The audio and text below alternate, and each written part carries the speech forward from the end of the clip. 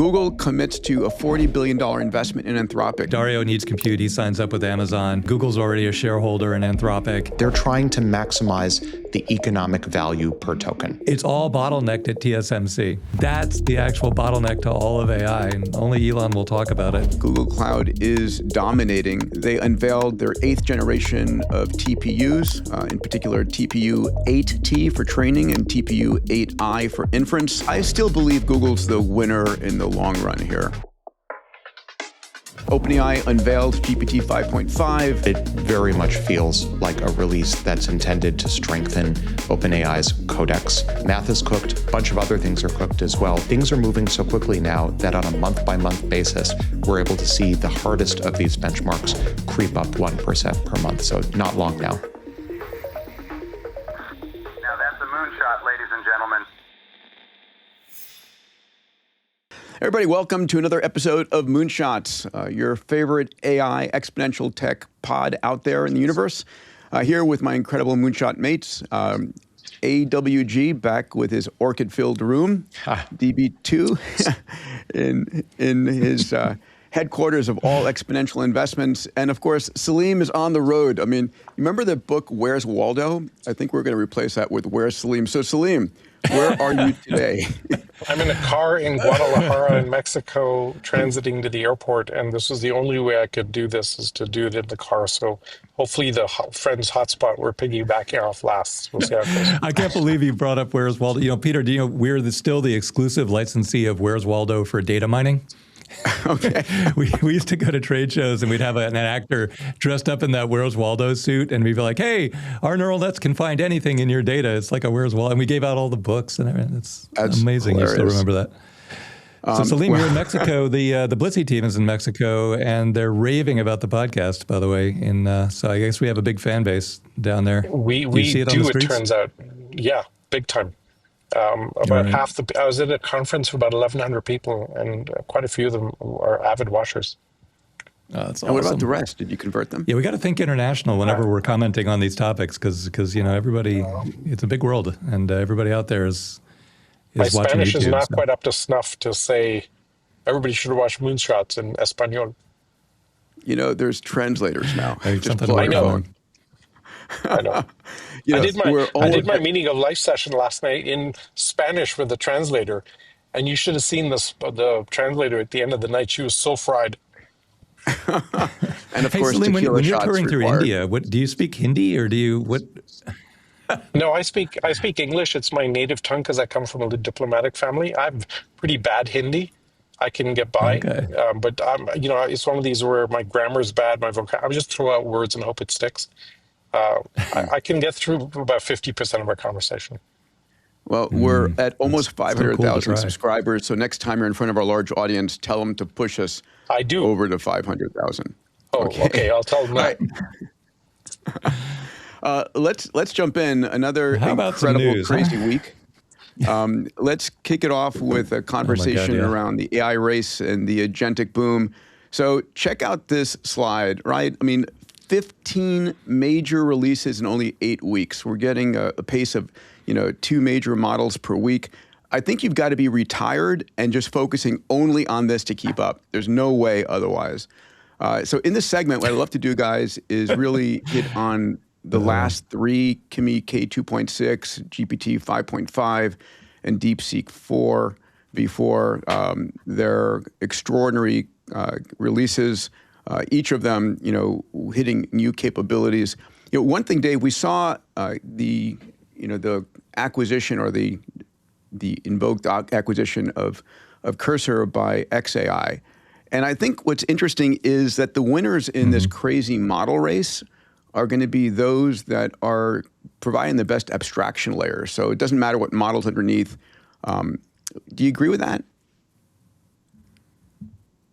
Yeah, totally. Actually, I just had a meeting with a data center company here in Cambridge, and the amount of effort going into the TPUs and the NVIDIA B100, B300s is incredible. But at the abstraction layer, there's factors of 5 and 10 just being thrown away by mismanagement of the context window. And I mean, there's just so much opportunity in this stack, which makes sense because it's all brand new.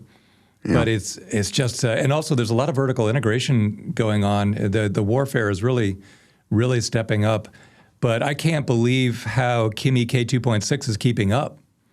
I mean, it's just shocking that the open source world is actually on the radar and keeping up. And we'll get to that in a minute. But what's interesting is the speed of these releases. I'm guessing that these new models are sort of, it's competitive marketing where the models are probably already cooked and they're just waiting for someone else to release and then releasing right on top of it. Anthropic, is holding back on Mythos. So that there's at least one case where you're exactly proven to be right, which means there may be others as well. But it's, it's funny, the dot releases are coming faster and faster and faster. I mean, what's shocking about this list is it's US versus China, right? There's no European models, there's no UK models, no Japanese, Indian models. It's just all US and China. Everyone else is a spectator, it looks like at this point. I don't know if you agree with that, but well, the models are definitely self-improving now. Well, no, you're 100% right, but the models are self-improving now. And so, the rate is accelerating, exactly what singularity theory would have predicted. The rate is accelerating, but because the models are improving themselves, it's hard to start from a cold start and catch up. But I'm surprised that other countries aren't using the Kimi K 2.6 model to bootstrap their own internal research. And maybe they are and hasn't popped onto the radar yet. But I'm not finding it too hard to design new neural nets using existing neural nets. It's a very doable thing. And I'm curious, Alex, that chart down below on this slide here that's showing all the leapfrogging. I mean, it's leapfrogging all the time. But, is it that they're all just cherry picking? They're all just sort of, studying for the test on the particular benchmark, and then they're just, releasing whatever the latest benchmark that they're best at? Or is this truly, Yeah, I think we're down in the West to a three-way race at the frontier between OpenAI, Anthropic, and Google. And I think those three labs have been pretty good about not benchmarking of over-focusing on just one benchmark. They're pretty good generalist models. I think we're seeing an honest-to-goodness arms race or horse race or rat race, depending on which metaphor you prefer. My friends at the Frontier Labs often call it a rat race. And as to the Chinese models, it's interesting. The aphorism, why do you rob banks? Because that's where the money is. To the earlier point about why no European models, where's Mistral in all of this, for example? It's because the US and China are where all the compute is. And ultimately, I think OpenAI's Noam Brown, who of course is quite famous for having led their reasoning approach, he's recently started almost pondering with a bit of ennui whether the weights actually matter as much as they used to, or whether it's really turning into a race for compute. In some sense, as inference time reasoning becomes more and more important, his argument, not mine, but I think it's a credible one, the weights themselves start to become less important. In the same sense that, say, individual units within a transformer-style architecture become less important as the transformer itself starts to scale. The overall weights for an entire model may become less important as more and more reasoning gets used, and you see, in effect, a space-time transformer that's rolled out over time in reasoning token space. So if that argument holds, and I think it's a pretty interesting one that I hadn't heard elsewhere before, that would almost suggest that while at the same time we're seeing a race to the bottom on, say, per token intelligence densities between American models and Chinese models, open parens, the American models are still about 6 months ahead, and this has been pretty consistent for the past couple of years, close parens. It may not matter in the end. What may matter in the end, that at least according to the scaling laws we have at the moment, is who has more compute at the end of the day to do more reasoning. So, and we're going to see that. We're going to see that in a minute. But 15 models, over the course of 2 months is insane. And, some of these are just improvements on existing models, and some of these are completely new pre-trained models. I think that difference needs to be pointed out. Salim, any thoughts on this insanity? Just the fact that we have that many releases in 8 weeks kind of blows my mind. We're watching the cost of cognition, coordination, execution is all collapsing at the same time. I mean, I think it's so much, not so much the breakthroughs, it's the compression density is crazy. Well, and the capabilities are mind-blowing. These are not just like, fake little dot releases that are benchmaxing. If you use them firsthand, and you what's really helpful is if you look at our podcast or at any postings on the internet from 3 months ago, 6 months ago, 9 months ago, 12 months ago, and look at the predictions of capabilities, we're so far ahead of what even the upper bound of predictions would be in terms of the capabilities as the parameter count grows. And so, if you extrapolate from there, we're just on this, knee curve of the acceleration in the singularity, and raw parameter count and more chain of thought reasoning is just going to push us to, limits that are way beyond human. So what does the average person care about? What does the average person care about this, right? Like one of my boys says, okay, great, a new release with the new numbers over and over and over again. At the end of the day, stuff is getting better, it's getting cheaper, it's getting faster. What does the average user, do you recommend someone sticking with a particular model? I'm just going to be on OpenAI, I'm just going to be on Anthropic, I'm just going to be on Google.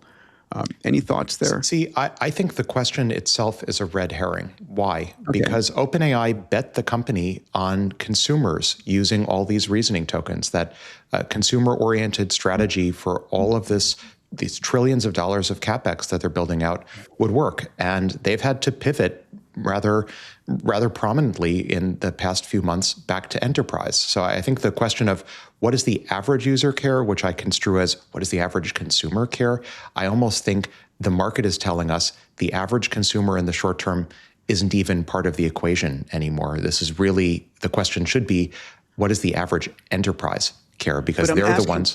I'm asking for our listeners, right? A lot of them are entrepreneurs or general consumers. At the end of the day, is it okay for someone, I'm just using ChatGPT, I'm just using, Gemini 3.1 Pro, I'm just using, the latest version of Anthropic's models. Is it important for people to be driving to the latest model, or is it okay? Because ultimately, everybody's basically leapfrogging everybody else. And, if you're just a mom, a dad, a student, and, maybe an entrepreneur just getting going, this insanity of 15 models in 8 weeks, bouncing back and forth. Dave, you're using 2, 3, or 4 models all the time, right? Oh, many more now, and that's the biggest change. The coordinator model can now manage dozens or hundreds of other models successfully, and 6 months ago or 3 months ago that wasn't true. So, for the average consumer, the ability for the stuff to install itself, like you can go into the model now, you have to use the latest ones. But it doesn't matter a lot whether you're using Claude 4.7 or GPT 5.5. Just use one of the latest ones. But ask it to install itself. Ask it to build something on your laptop for you, and it just works now. You don't have to understand, the Linux command line. You don't have to understand any of the underlying infrastructure. It's smart enough now to explain itself to you as it goes. So I think for the average listener, that's a massive unlock. Someone who's never built software before can just think of something and then create it in an hour. And that just wasn't true, 6 months ago. Hey everybody, you may not know this, but I've got an incredible research team. And every week, myself and my research team study the meta trends that are impacting the world. Topics like computation, sensors, networks, AI, robotics, 3D printing, synthetic biology. And these meta trend reports I put out once a week enable you to see the future 10 years ahead of anybody else. If you'd like to get access to the Meta Trends newsletter every week, go to diamandis.com/metatrends. That's diamandis.com/metatrends. Yeah, let's jump into our first model story here, which is Moonshot AI launches Kimi K 2.6. I just downloaded onto my Mac Studios this weekend on top of Skippy, who's orchestrated by Opus 4.6. So Kimi K 2.6, it's a trillion parameter, open weight, open source model. Activates 32 billion of the parameters at a time. It runs 300 parallel agents. Very importantly, natively, it can process text, image, and video all at the same time. It costs 30 times less than the most capable closed models. Interesting enough, Moonshot's AI didn't get its name from us. The 3 founders based in Beijing, their favorite album is Dark Side of the Moon. And so that's where it came from. The company's backed by about 4.7 billion in capital from Alibaba, Tencent, and IDG. And this model, all right, if you look at the numbers in the bottom on the benchmarks compared to GPT 5.4, Opus 4.6, and Gemini 3.1 Pro, it does amazingly well against all those models. And this one was trained, they report, for a total of $4.6 million compared to hundreds of millions or billions on the other, closed source models. Dave, I find that amazing. Almost incredible. It's so much to say about this.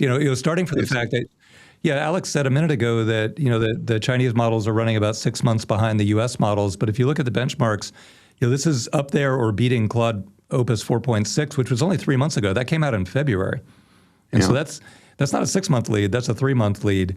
And the price performance, most people, when they first start, they don't care too much. It's cheap. All AIs are pretty cheap.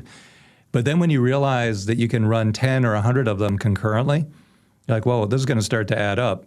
So if you run this on Fireworks AI, it's about 1/8 the cost of running the Claude API or the OpenAI API.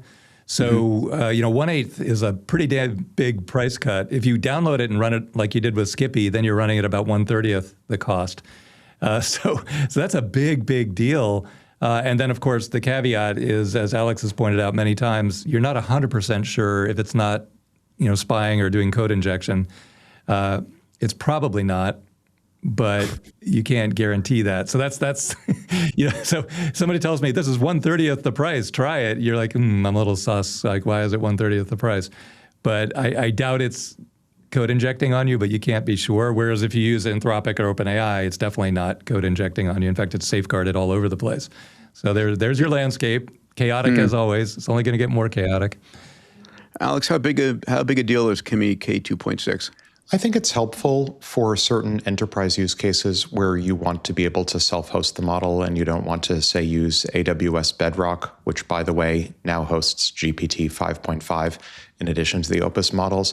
I think it's helpful in that respect. It's helpful if you want to be able to self-host fine-tuned models for yourself, ditto with DeepSeek V4.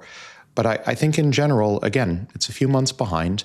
For other use cases for consumers that want to be able to self-host for whatever reason, privacy or otherwise, probably very helpful. For folks who want to self-host their own clause, very helpful. So I think there are many use cases where these typically Chinese open weight models like Kimi K 2.6 and DeepSeek V4 are very helpful. I do think, however, they're not at the frontier. And to me, the big headline is that disparity between the American frontier closed weight and the Chinese frontier open weight seems, at least for the moment, to be in place. Yeah, Peter, I think your setup is perfect. It's exactly what I do too.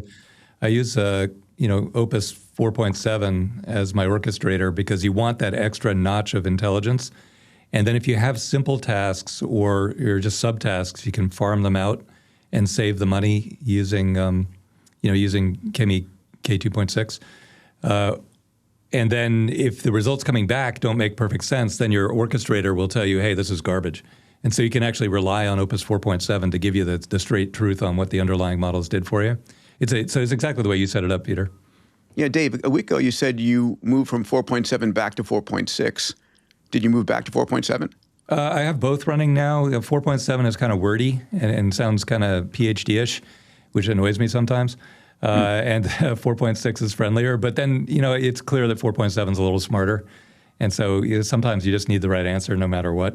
And so I actually have both running in parallel agent windows now.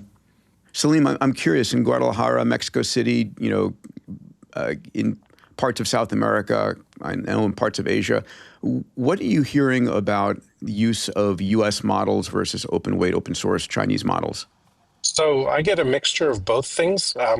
A bunch of people use the hosted models, the big ones, just because it's easy. There's a subset of people who use the open source models and the Chinese models, and they don't really care. I think they should care. At some point that's going to come up. One question I have for Alex and Dave is, how do you protect against the code or prompt injection in these open sources. Is there a way of defending against that? If there is, then there's a huge case for this, because everybody here is looking for the low cost approach, right? But for the most part, I'll be blunt. The conversation is not around which model and open source or closed. Is like, what do we do with AI? Like, that's literally at a level of lack of sophistication around this that you would expect. But the opportunity is also there for startups then to leapfrog lots of people and build aggressively for the coming madness that's upon us. Yeah, it's almost an impossible question, Salim, because if you sit on the sideline and you don't use this stuff aggressively, you fall way, way behind. Yeah. But if you start using it aggressively, you're generating thousands or millions of lines of code before you even know it. And so then the odds go up, right?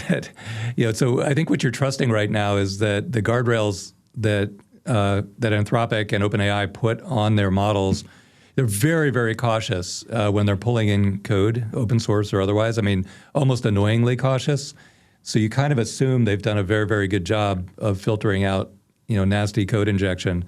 But the numbers work against you at scale, so there's no simple answer. I mean, you can, when I got into it, I was like, hey, I'm just going to look at the code. I'm not going to just run it. I'm going to see what it does. That's a joke, right? That's just laughable. It's generating so quickly now that there's no chance you could even scroll through it. So you have to use AI it's like a lot of things, actually. You have to use AI to protect against AI. There's no other way to get the scale. So it's tricky. I know that wasn't much of an answer, but it's tricky. One thing I'd love to point out here, we talk about this on occasion, but I don't think we've ever really spoken about it in detail. The Kimi K 2.6 uses something called a mixture of experts, an MOE. And it's interesting, and just to take a moment about this, if in fact you have a trillion parameter model, and you ask a question, it's basically accessing all trillion parameters every time to analyze every token. And what they did here is they actually created, a set of 30 plus experts. And so that, some percentage of all the parameters are dedicated to one expert system. So if you ask a coding question, the orchestrator looks at this and says, okay, this is a coding question. We're going to send it to, experts number 3, 7, and 12, and only uses a portion of the parameters, right? Only uses, instead of all the experts, it uses some subfraction thereof, and it saves money and saves time. And how many different models are using that right now, Alex? Sparsity, which is the term of art I think that we're talking about here, is endemic to all frontier models at this point. It's also the basis for the human brain. If we look at the brain, most neurons don't at any given point in time have action potentials that are going in and out. So sparsity is a great way to reduce the memory footprint of models. To my knowledge, all of the frontier models use sparsity one way or another. It's also a good way to, another term of art, regularize the models. So to make sure that particular weights or parameters in the models aren't overfitting to the training data, one of the age-old techniques is just blasting away individual weights or parameters in the neurons, making them disappear entirely as a so-called regularization technique. So sparsity is everywhere at this point, and it's only going to, I think, become more important with time as we try.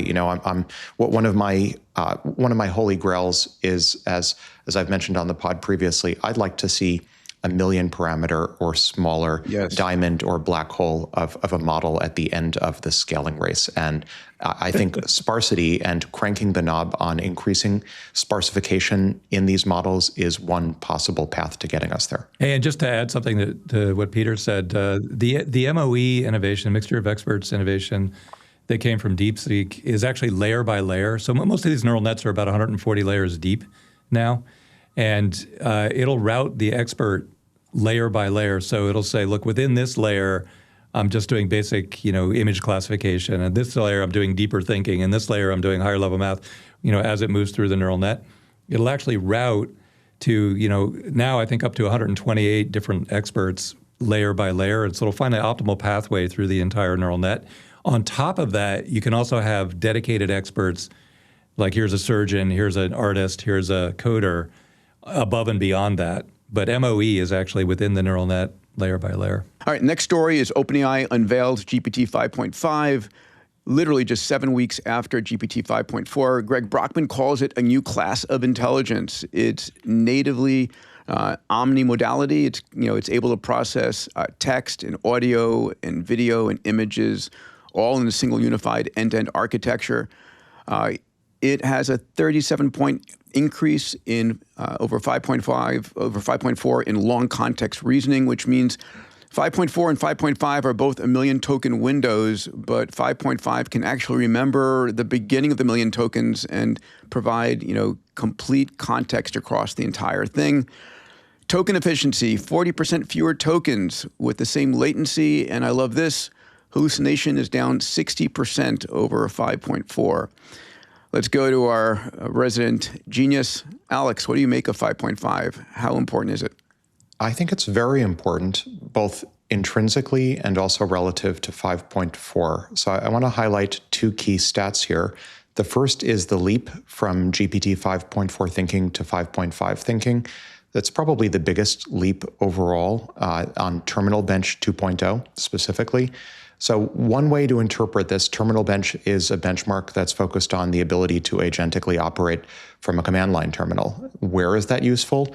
For codecs and for Claude code type environments. So one way to construe this huge leap, which is larger than most or all of the other leaps that we see in terms of other benchmarks, is that 5.5 is being very seriously focused, benchmarked, if you like, although I really, having used it, don't think it's narrowly overfitting just to creating and making Codex a better Claude code competitor, but it very much feels like a release that's intended to strengthen OpenAI's Codex. That's thought one. Thought two is, my favorite benchmark among all of these is Frontier Math Tier 4. Frontier Math Tier 4, which I think we even had a New Year's bet about that we're going to have to revisit sometime later this year, is one of the best proxies for the ability for AIs to solve professional level research problems in math. And what do we see? We see from GPT 5.4 Pro to 5.5 Pro, approximately a 2% leap in approximately the last 2 months. What does that tell me? That tells me that we're seeing now approximately 1% gains per month in research level math coming from frontier AIs. And we're getting closer to approximately half of all of the Frontier Math Tier 4 problems getting solved. So you can extrapolate this and realize if the present rate just stays the same, which I guarantee it won't, it's going to accelerate. But even just at the present pace, we're talking about essentially all Frontier Math Tier 4, all professional research grade math problems being solved in the next 4 or 5 years. So math is cooked.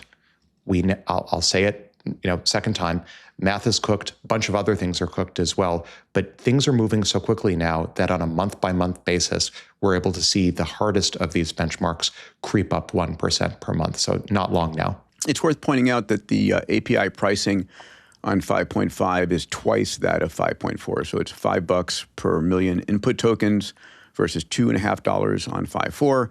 and $30 per million output tokens versus 15. I like the simplicity of that pricing. Dave, have you been playing with this at all?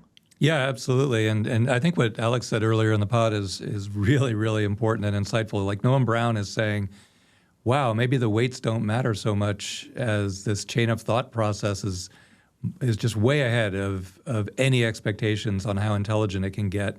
From a user's point of view, that first benchmark, Terminal Bench, if you ask it to do something complicated, like configure an entire system for you, download some software, integrate it, make it all work, connect it to my Outlook, connect it to my whatever, it just works. And that exactly ties to that first benchmark. It just flat out works. And so it feels like this incredibly capable, brilliant assistant no matter what you're trying to do because of that first benchmark. Then the last benchmark, the Frontier Math, or second to last, Frontier Math, Demis Hassabis came out and said, yeah, I think it's a kind of a coin flip. This was on Alex's Innermost Loop. It's kind of a coin flip now on whether just the existing architecture scaled up solves everything. Yeah. I think coin flip, he's moved a long way. He has. We need new breakthroughs. We're out of breakthroughs, apparently. Yeah. I remember 10 plus years ago when I was chatting with Demis, he used to say there were 5 breakthroughs remaining between where we were then and AGI as he construed it. Now we're out of them. It's half a breakthrough or 0 breakthroughs at this point. Next week we're going to be on with Ray Kurzweil again. We're doing that May 4th event for the launch of We Are as Gods. And I'm curious, we should ask him, what does he think? What's required to get to true AGI or ASI? Are we just going to extrapolate what we're doing, or do we need breakthroughs? I think that requirement's been falling. It is a bitter lesson. I mean, it's starting to feel a lot like, actually, Alex, what would be great for that is to put together a chart of Demis's number of breakthroughs, because at Davos it was down to 2, now it's down to 50-50 that it's 0. But you mentioned 5. That was maybe a year and a half ago. So that'd be a really cool chart. The 5 number from him was when I was chatting with him in this is 10 plus years ago. Yeah. Okay. Well, so there's some sort of exponential decay of breakthroughs, clearly. Alex, you said it a little bit earlier. This is ultimately a compute race. So let's talk about that. A couple of stories here around Google Cloud, and Google Cloud is dominating. So what do we see? We see Google announcing at Google Cloud Next 2026, their major conference. They unveiled their 8th generation of TPUs, in particular TPU 8T for training and TPU 8I for inference. Right now we have training and inference chips separately, just like Amazon has their Trainium chips for training and their Inferentia chips for inference. These new TPUs are 3 times faster in training performance, 80% better performance per dollar. They're designed to run millions of agents in real time. So Google is really all in on the agentic era. Sundar Pichai, the CEO, who I had a chance to spend some time with last weekend, he made it crystal clear. He says over 16 billion tokens per minute being processed, and 75% of Google's code is now written by AI. So fascinating. Dave, what do you make of this? What's surprising to me is that the price performance of the TPUs is landing right on top of NVIDIA, not much different at all, which is surprising because it's a completely different architecture. It uses a systolic array design. I mean, it could not be more different from a GPU under the covers. But for whatever reason, it's all kind of canceling out and landing identical, which is fine from Google's point of view, because now they have their own total, chip fab through data center, through model. They do everything. Solution, yeah. I still believe Google's the winner in the long run here across the board. I don't know if you agree with that or not. Terafab is a big thing. That's true. I'm sorry. Yes. Okay. I'm thinking in the OpenAI and Anthropic ecosystem. Yeah, Terafab. On the other hand, Google owns a material percentage of SpaceX. They do. They do. And I don't know if you saw. There was a tweet out recently about Google's investments that were made. And they just had massive returns on their investments on SpaceX, on Anthropic, across the board. Huge returns. Yeah, I was at a board meeting yesterday, a company that I'm the chairman of that has massive cash flow and a huge cash balance. And they were like, well, I don't know if a public company can really do seed stage investments. I was like, have you looked at Google? Yeah. They have multiple $100 billion gains on their investments, and they don't even do it for the money. They do it for the knowledge and for and strategic relationships, right? Yeah. Larry and Sergey were just bonding with Elon, and they said, okay, Google is going to invest $1 billion, and now it's worth God knows how many hundreds times more. Yeah, no, it's also just investing in the future. I remember conversations with Larry and Sergey about the nature of the frontier, and I think to their credit, they're investing in the frontier, and SpaceX is part of it. And also compute. Epic put out this really, I think, eye-opening stat in the past week that Google now accounts for approximately a quarter of all of the AI compute on the planet. And I'm sure 8th gen TPUs will be part of it. I think it's also worth keeping in mind that the TPUs at this point are being designed by TPUs. I have a number of friends at Google who are responsible for designing next gen TPUs, and they're all just using Google AI to do it. The recursive self-improvement goes all the way down to the silicon at this point. All right, our next story in the Google ecosystem, again, also announced at their large Cloud Next conference, is Google commits to 960,000 NVIDIA Vera Rubin GPUs for their A5X. So pretty extraordinary. A5X is Google's new bare metal virtual machine instance, delivering 10x lower inference costs and 10x higher token throughput. Just an interesting FYI, Vera Rubin, for whom these chips are named, was an American astronomer who discovered the first conclusive evidence of dark matter. I love the fact that Jensen is naming chips and systems after famous individuals. Now, what I find fascinating, this goes back to the conversation a minute ago, is that this cloud is 2 times bigger than Colossus 2 and 2.4 times bigger than Stargate Abilene. So Google is winning on, at least based on what they're building and plan to build. Again, Dave, thoughts here? Well, part of the, just to touch on one thing you said there, Peter, part of the acceleration we're seeing in society as a whole is that all the really, really smart people are working on real tech now. And hardware and space and medicine and like real tech. And, if you go back to the Meta era, the Facebook era, the rewards were all in either, cheesy consumer experiences or banking. And doing deep tech was kind of a way to die poor. So it's creating a whole new era for society. The post-AI era, we all knew it was going to be very, very different. But now the rewards are in actual deep tech that benefits humanity in really big fundamental ways. But I think if you just counted the number of people that that have been pulled into this vortex, it would have been just a few percent working on world-changing deep tech, real stuff just 15, 20, 30 years ago. Now it's almost everybody that is getting pulled into do something big and world-changing, and it's actually working. And so that's a big change for society. So that's helping accelerate things as well. All right, our next story is Anthropic is cutting deals for cash and compute. Huge amount of capital flying back and forth between the frontier labs and the hyperscalers here. So Google commits to a $40 billion investment in Anthropic. So last week, Google committed to a ton of money, $10 billion in cash right now at a $350 billion valuation. And note, we talked about this last time, Anthropic on the secondary markets is now at $1 trillion valuation. So this $350 billion is coming in at roughly 1/3 the cost of what others are paying for it. And they committed to another $30 billion if Anthropic hits certain performance targets as well. They're going to be providing 5 gigawatts of TPU compute committed over 5 years. That's the equivalent of, literally providing power to 3 to 4 million people.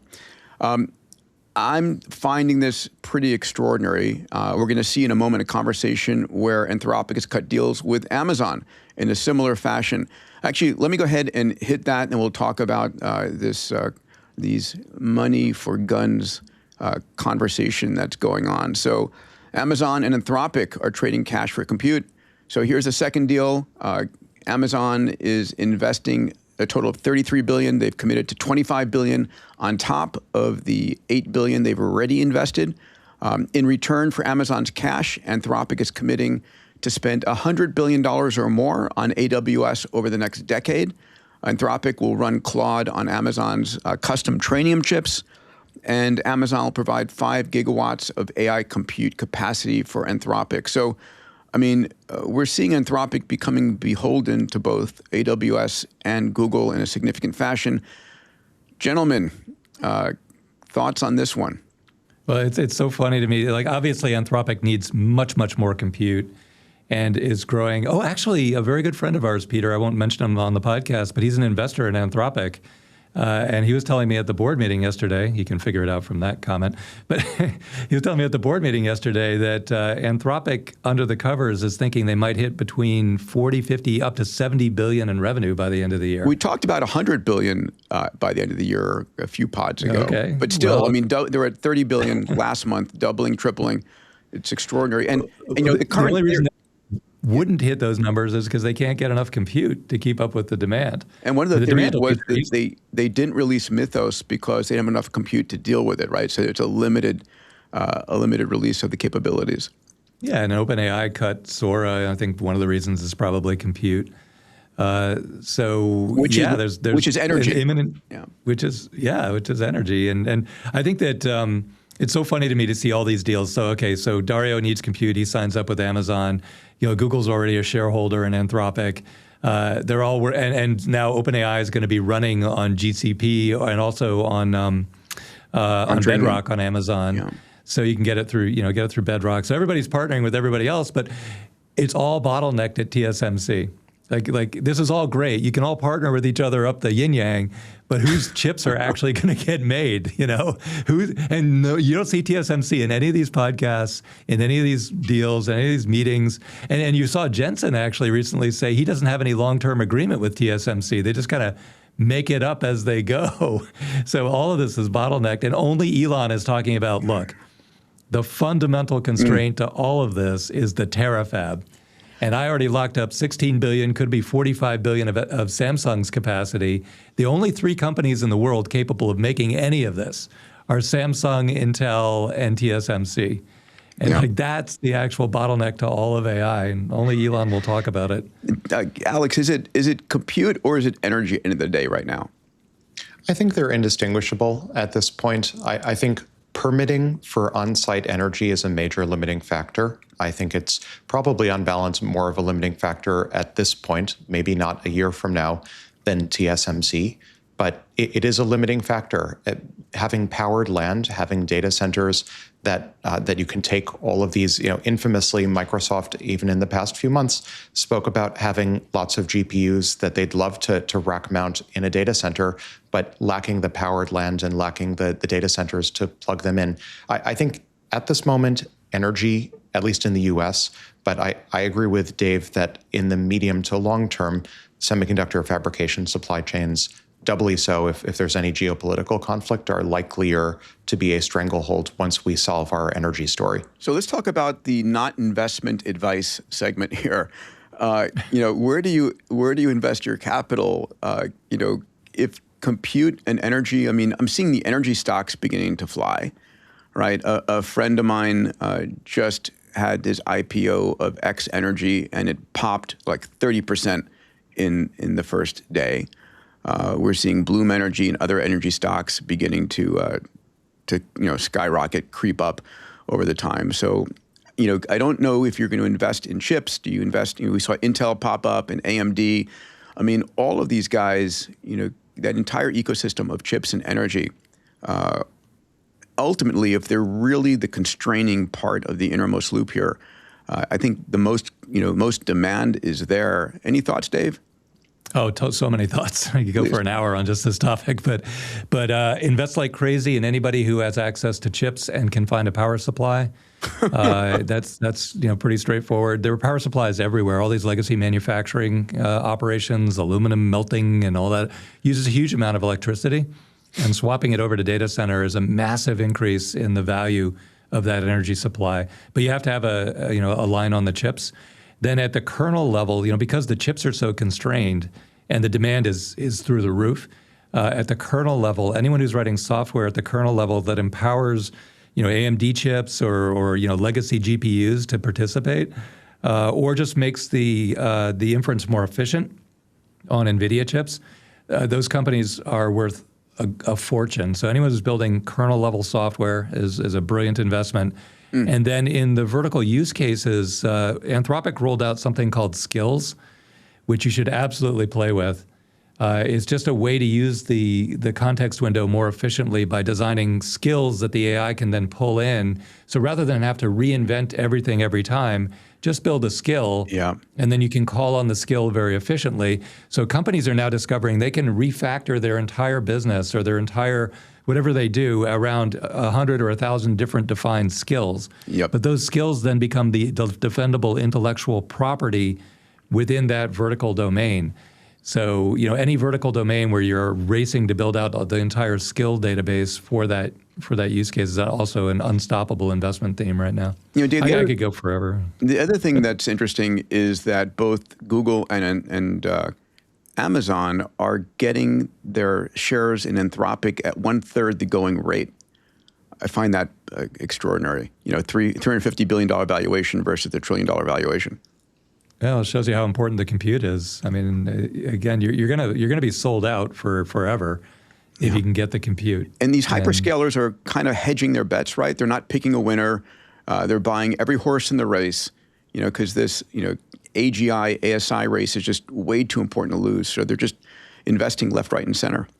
I would also just parse these as the market doing what the market does. Some of the participants, some of the frontier labs like Anthropic have an insatiable hunger for the compute, and they have the revenue generation to generate the demand and sustain the demand. And so if you're Anthropic, you're going to go to every possible source at scale of compute that you can find, whether it's Amazon or whether it's Google or whether it's other sources. You're just going to go and seek as a hungry customer for compute, whatever the market will provide. I don't think necessarily the story needs to be any more complicated than that. It turns out the world demands a lot of compute to solve some of these really interesting problems in code generation and otherwise. And what we're going to see over time is all of this demand is going to translate into supply. It's going to translate in the short term into what looks superficially like a bit of a circular economy between, call it the top 10 or 12 companies after we see the IPOs of SpaceX and OpenAI and Anthropic. But that's going to diffuse throughout the economy over the next few years, would be my prediction. People are hungry for compute. Salim was hungry for bandwidth. Salim, welcome back. I see you're in a stationary situation. I'm trying to do it from the airport now in a stationary spot. So let's see. Dude, right. I'm just going to call you Waldo from now on. All right, let's move on. A couple of fun stories. I'm going to add this segment every time for the podcast, which is what did Claude just kill? So this is the stock chart for eBay. And this comes out from Anthropic Research, this new Anthropic Research project deal. We created a marketplace for employees in our San Francisco office with one big twist. We tasked Claude with buying, selling, and negotiating on our colleagues' behalf, basically doing what eBay does. And we see a drop in the stock price. I think this is, eBay's not really dropped anywhere beyond this, but I think this is going to be more and more common. Any thoughts, Dave? Well, I think a lot of this is just, immediate knee-jerk fear reaction, but then things kind of settle out and you realize, wait, Anthropic is going to build all kinds of marketplaces because they can, but it's not going to hurt eBay. I think what you're going to see more and more is AI is growing so quickly that it's going to largely grow around the legacy economy. So around the banks, around the insurance guys, it's going to be its own world, and it's going to be feeding on itself and building just colossally large constructs that some people are not even aware of. Oh. And it'll all happen very, very quickly. So I think eBay will be fine. Salim, any thoughts here, Salim? I have a slightly different take. There's so many places because lots of problems in companies exist because coordination is hard. And AI makes coordination easy. And that's going to threaten big chunks of places, marketplaces, customer support, listing optimization, dispute handling. There's huge categories of these that will become agentic workflows. And I think the bigger question about what did the AI just kill is what workflow category did it just encompass and automate? You want to hear something cool related to this? The data center CEO that I met with this morning, we were talking about data centers going into space because power is basically free. Solar is basically free in space. And he said data centers, there's power all over the planet that's not tapped, that doesn't disrupt society at all. That's not why data centers are going to space. Data centers are going to space because there's no regulatory authority preventing it. You try to do anything on the Earth. I mean, that's not true. You still have to, if you're going to be flying all these data centers and communicating, you need licensing, domestically and the ITU for bandwidth.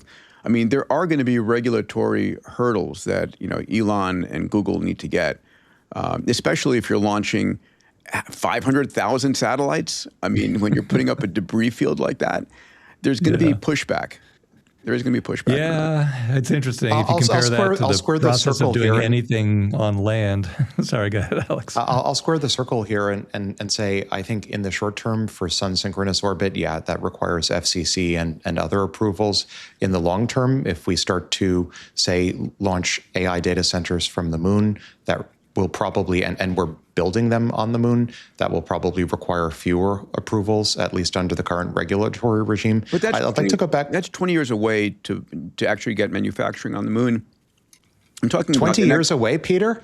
Listen, if you look at it deeply, I mean, I know 20 years away is infinity. I get that.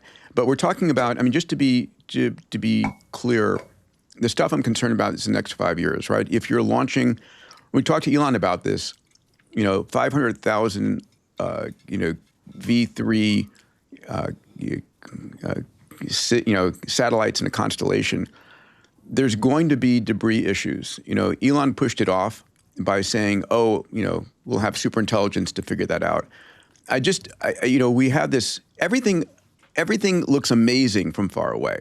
But the reality is by the time it comes closer, there are real issues. And so it's not going to be just the promised land of going to space. We're going to have challenges going there still. Yeah, it's interesting how the timelines line up too, because between here and there, there's all kinds of constraints, but between here and there, we'll have solved all math and we'll have discovered all kinds of new physics. And so, listen, I'm the space cadet. I'm the super space enthusiast here, and I can hope for nothing more than that vision to happen. But it's always easier on the promised land. Peter, I'm gobsmacked to hear that you think it's going to be 20 years before we have fabs on the moon. My goodness. Fabs on the moon manufacturing and pumping into Earth orbit with mass drivers. Yeah. You think that's 20 years away? Well, okay, maybe 15, but it's not the next 5 years. Do I hear 10? That's hard for me. It's hard for me. I guess Optimus robots will improve that. Demand will improve that. But, the concern is if you have not an explosion, but a collision of spacecraft in orbit generating debris, we still don't have any mechanism for removing debris from orbit. And so it's going to be a challenge. I'll make two dramatic predictions. Your concern is, your concern is Kessler syndrome yes. going to sabotage moon-based fabs? No, it's going to sabotage the next 5 years of 500,000 satellites in Earth orbit. I mean, right now we have 10,000 satellites from Starlink, right, which is the most ever pumped into orbit ever. And we're talking about 50 times that. And we're talking about not just the U.S. Amazon's going to do their best, right? Jeff is not going to stand still while Elon's doing this. And then you've got Chinese constellations. So do you double or triple that number of satellites in orbit? Listen, I can't wait, and it's going to have challenges. Salim, you were going to say. Yeah, I'll give a couple of thoughts here. With just finger in the air here, I think humanoid robots are 5 to 7 years away minimum. At mass scale, in widespread adoption. Okay, minimum. And I think I don't agree with that, but that's okay. I agree. I understand. And I think a fab lab on the moon and consistently doing fabrication and all that stuff is 15 years away minimum. Mm-hmm. So I'll say that. Not that it's not coming. It's just a question of it's a when, not an if. Which is my goodness, this is lunacy, utter lunacy here. Well, we are the Moonshots podcast. Yes. Can we get back just maybe to Project Deal and Anthropic? I think we're missing an important point. Everyone who hand wrings over the latest Anthropic project purportedly sabotaging or killing some SaaS company, Anthropic doesn't want to be triggering SaaSpocalypses left and right. There's relatively little economic motivation there. I think if you look through the through line through all of these Anthropic projects or research projects, other than the alignment ones, Anthropic all of their projects can be explained by and corporate strategies and unhobblings can be explained by a very simple principle. They're trying to maximize the economic value per token. Sure. That's all that they're trying to do. I love that. Claude Code, it turns out through Claude Code, CodeGen is actually quite economically valuable per token. Turns out per token, it's more valuable to generate useful working code than, say, to generate video or cat images or whatever other consumer plays OpenAI and some other frontier model providers were chasing. They've dropped that now. Everyone's focusing on CodeGen because on a per token basis, it's so economically valuable. So I would look at projects like Project Deal, running a marketplace, running a business, as Anthropic looking for new ways to increase the per token economic value of their output. It's as simple as that. I running think a business, brilliant, Alex. Yeah, that's absolutely brilliant. Thank you. To move us along here, we're coming into the battle season. It's Elon versus Sam and OpenAI. This just got posted today. So today is the start of a very important day in the AI world. The trial between Elon and Sam and OpenAI begins in the Oakland federal court. The jury selection is happening right now. So I just put this up to keep us posted. We'll be learning a lot. Of course, Discovery is unveiling a lot of texts, a lot of emails that I bet both Elon and Sam and a lot of other people would rather not have aired in the public. Any thoughts here, gents? I think it's sort of sad that it's come to this. It's going to make, one remembers the Bill Gates versus Steve Jobs docudramas that were made from critical Apple versus Microsoft era. This has, I think, a similar feel to it. It's sort of sad that I think this ended up in court versus settling earlier on. But I do think many will, I think history will probably view this as sort of an iconic struggle that will get the full Aaron Sorkin, if not similar, like movie treatment. This will be the full Hollywood type. Totally agree. Titanic battle. Yeah.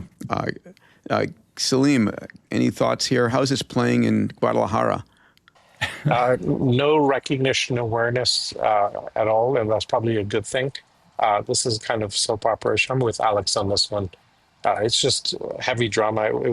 We wish it hadn't come to this. It would have been great to get these guys to settle off thing, but their positions are hard and baked in, and so it's going to come to this. How do you unravel the movement from OpenAI to a for-profit company? I mean, do you back it up to a nonprofit? And then what about all the capital invested in OpenAI? Does that disappear if they lose the case here?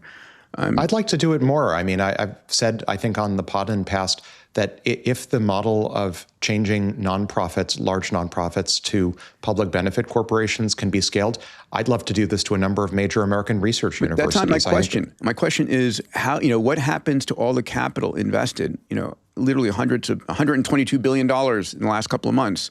There's so much pressure for this court case not to be won by Elon. Well, I mean, if you're following the detailed TikTok of the way that this trial is being structured, it's being structured in two phases. The first phase is more of deciding whether the claims that Elon et al. Have made are in fact the case, and the second is the equivalent of a reward type section, deciding what awards, if any, to make as conditioning on the first phase. But I think there are a number of details in this court case that are notable. One is jury selection. There's been public reporting that already selected members of the jury are aware of entanglements that Elon's had with the present administration and may view him negatively as a result. I think that's the fact that jury members are being selected reportedly with some political influence seeping in. I think that's very interesting. I also think it's interesting that the district judge in this case has again reportedly decided that she's going to take the jury outcome as an advisory opinion, but that if there is an award, she's going to decide ultimately from the bench on the final award. So there are a lot of nuances here. Wow. Dave, any thoughts, opinions here? Yeah, do we ever figure out if we get to see it live, no, play-by-play? It's not being broadcast, but I'm sure they're going to be sort of court reporters giving us a lot of details here. You can wait for the full Hollywood treatment in a couple of years. By the way, there will be a Hollywood treatment of this. It's guaranteed with every other major. Of course, it may be an AI-generated feature film, but nonetheless, it will be for sure. Well, I'm surprised how many texts, like personal texts, have already come out. Yeah. The emails get discovered right away, and all your email gets thrown out there for the wild to read, which is crazy, but it happens. But texts traditionally have not been thrown out, but yet we're seeing them all. So I don't know exactly how that's happening. But, for Elon to win, he doesn't have to win the case. He just has to slow down OpenAI. I mean, in the middle of the Singularity, if you lose 3 months, you're basically you're lost. You're cooked. So, yeah. All right, another fun topic. A few stories here. It's about AI surveillance and privacy. So let's check this out. OpenAI's Chronicle uses agents to build memories from screenshots. So Sam Altman described this one as telepathy-like. So Chronicle runs on OpenAI's Codex, where background agents are taking periodic snapshots of everything on your screen. The screenshots are sent to OpenAI's servers for processing. Agents use optical character recognition and visual analysis to extract the context of what you're doing every minute on your screen. Structured memory files are created and stored locally. And, you know, we talked about this before, AI monitoring everything. Ultimately, it's sort of the camel's nose under the tent of being able to replace any worker. You know, we have significant privacy concerns that come up on this, and no one's raising that. I don't know if you guys remember when I was researching this. So Microsoft had launched something recently called Recall. It was a product that they put out there, and then they retracted because all the cybersecurity people said this is a privacy nightmare, it's litigation bait, and they pulled it back. But when OpenAI announced this product, no one's pushed back. Can I first of all point out what a beautiful double entendre from Microsoft's crack product marketing department, naming a feature Recall and then recalling it. Nice. I think what we're seeing here is one big architectural kludge. And I think it's going to be kludgy both from Microsoft's perhaps ill-architected Recall as well as OpenAI Chronicle. This wants to be built into the operating system and the hardware. It doesn't want to be an add-on. I don't think, I'll just speak for myself, I don't want an agent taking constant screenshots of my desktop, sending it to a server, and then parsing it, sending back results. This should all be built Apple style. I would hope that Apple will get its act together in the next few months and build this into the window manager and the compositor and the operating system. The operating system is rendering the screen. Why can't the operating system understand what it's rendering? I mean, this is ambient AI is the term of art here, where AI is monitoring everything all the time and enabling you, right? This is, in one sense, this is what I did this past weekend with my OpenClaw with Skippy, where I gave it access to everything, right? Every single granola gets put into memory, every WhatsApp message, every email, every calendar, everything. And it just makes it so much more useful.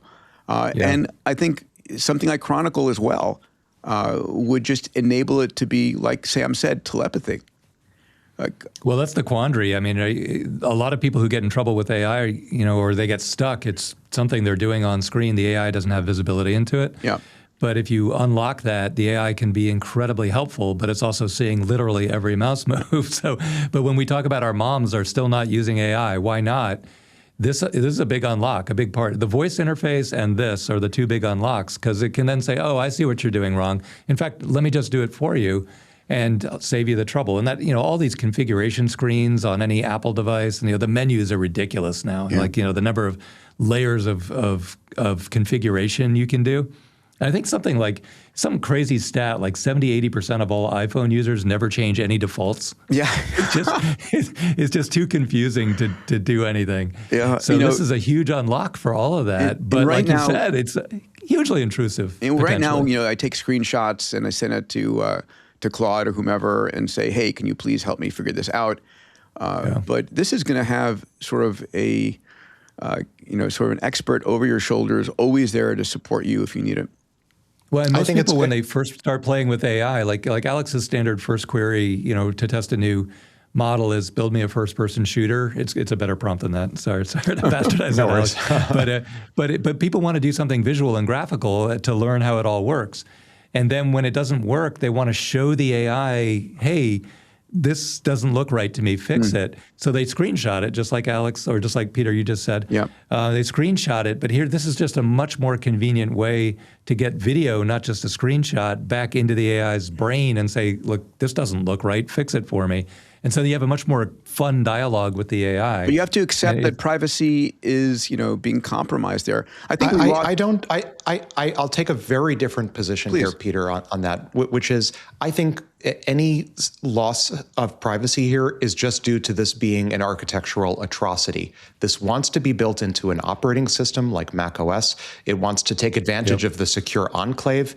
It wants to have secure hardware that's cryptographically guaranteeing that as it captures pixels that come out of the compositor and the window manager and the renderer, that all of those are securely handled and kept local. The reason that this is one big privacy dumpster is because it's not being baked into the hardware and the local operating system. But that can be fixed. It will be fixed, and I want that. I've often said I'm going to give up everything, every piece of detail, because I want my AI systems to be that much powerful. Salim, you're back with us. Talk to me about, what do you think about this? I think this is, I agree with Alex. Two other things, though. One is that this is going to cause massive privacy issues for workers worried about Big Brother watching over them.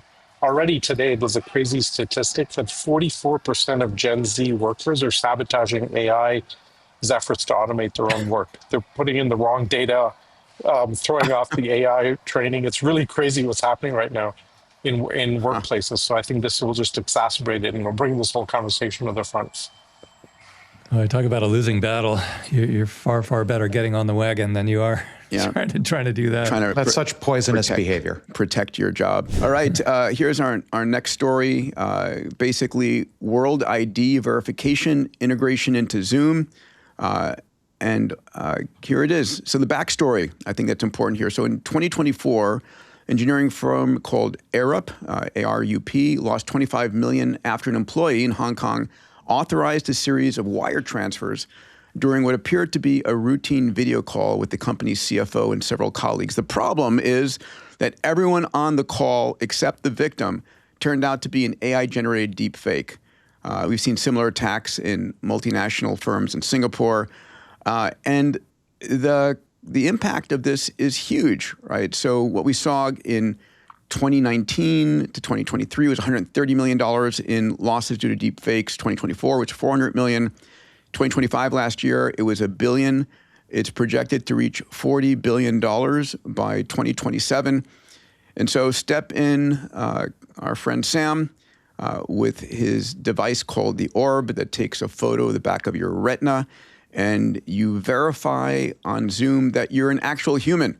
It uses World ID and a real-time face authentication from a selfie as well as video, and it says, yes, yea, verily, this person is a human.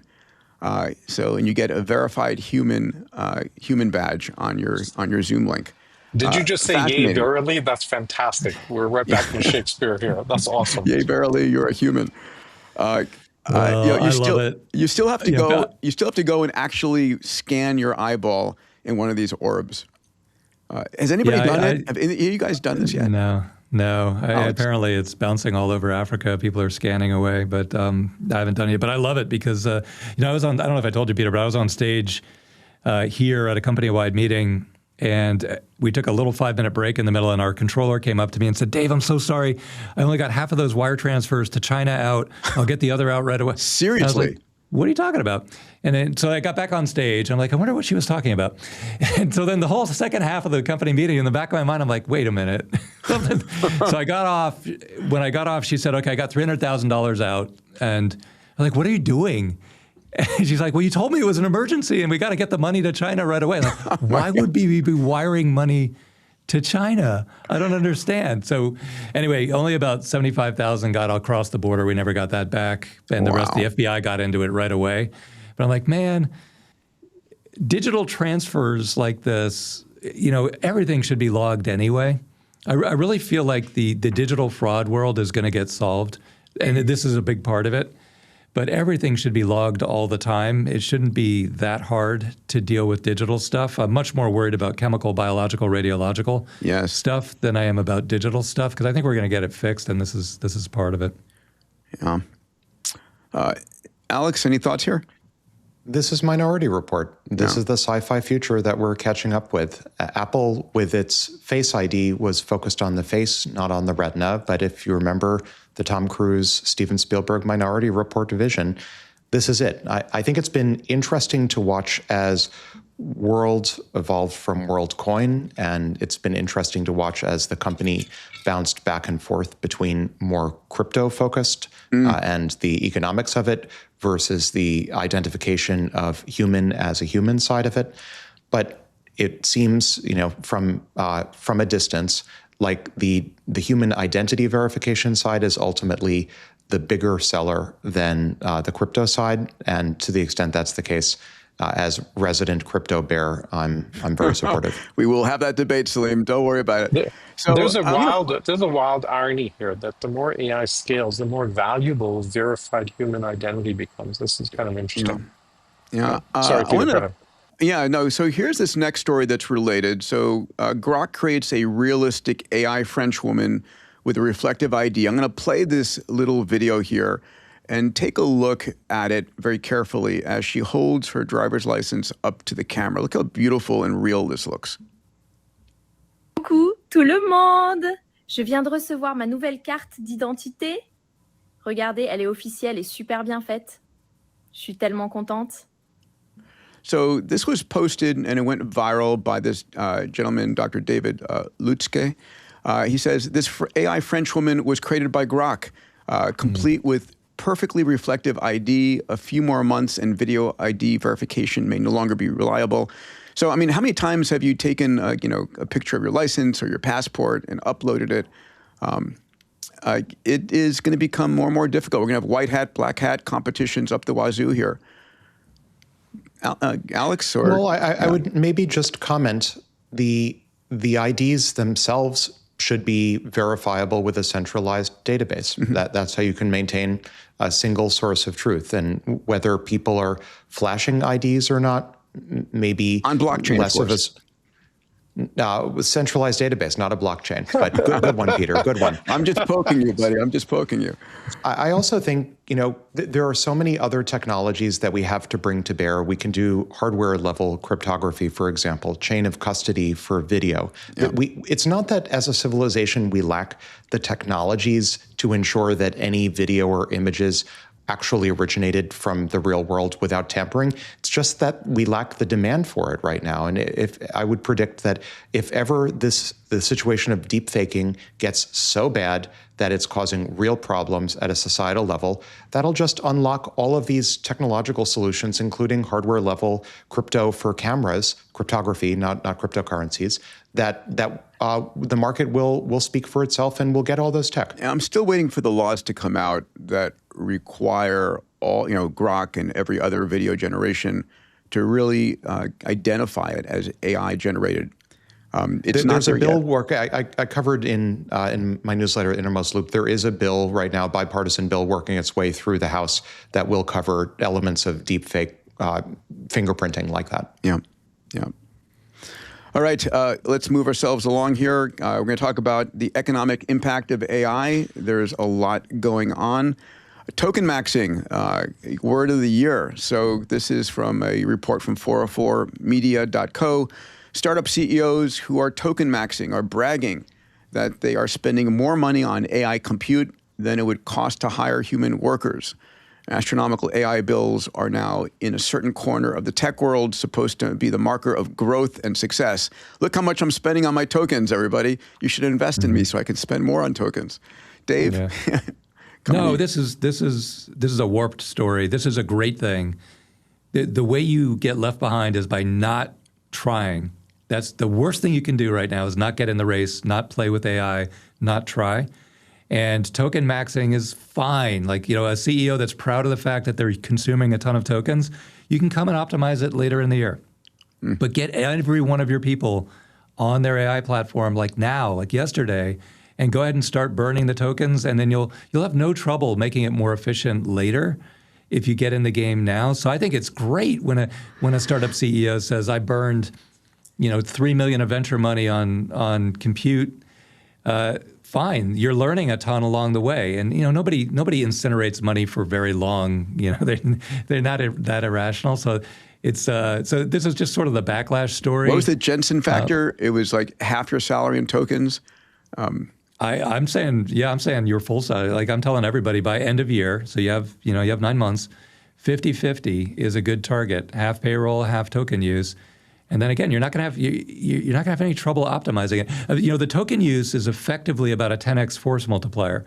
So if you're at 1-to-1, it's like I've got 1 humans and 10 AI equivalents in my bucket of endeavor. So I'm actually underinvested in tokens at that point relative to human salary. So 1-to-1 is a better target, I think. Salim, are you doing that?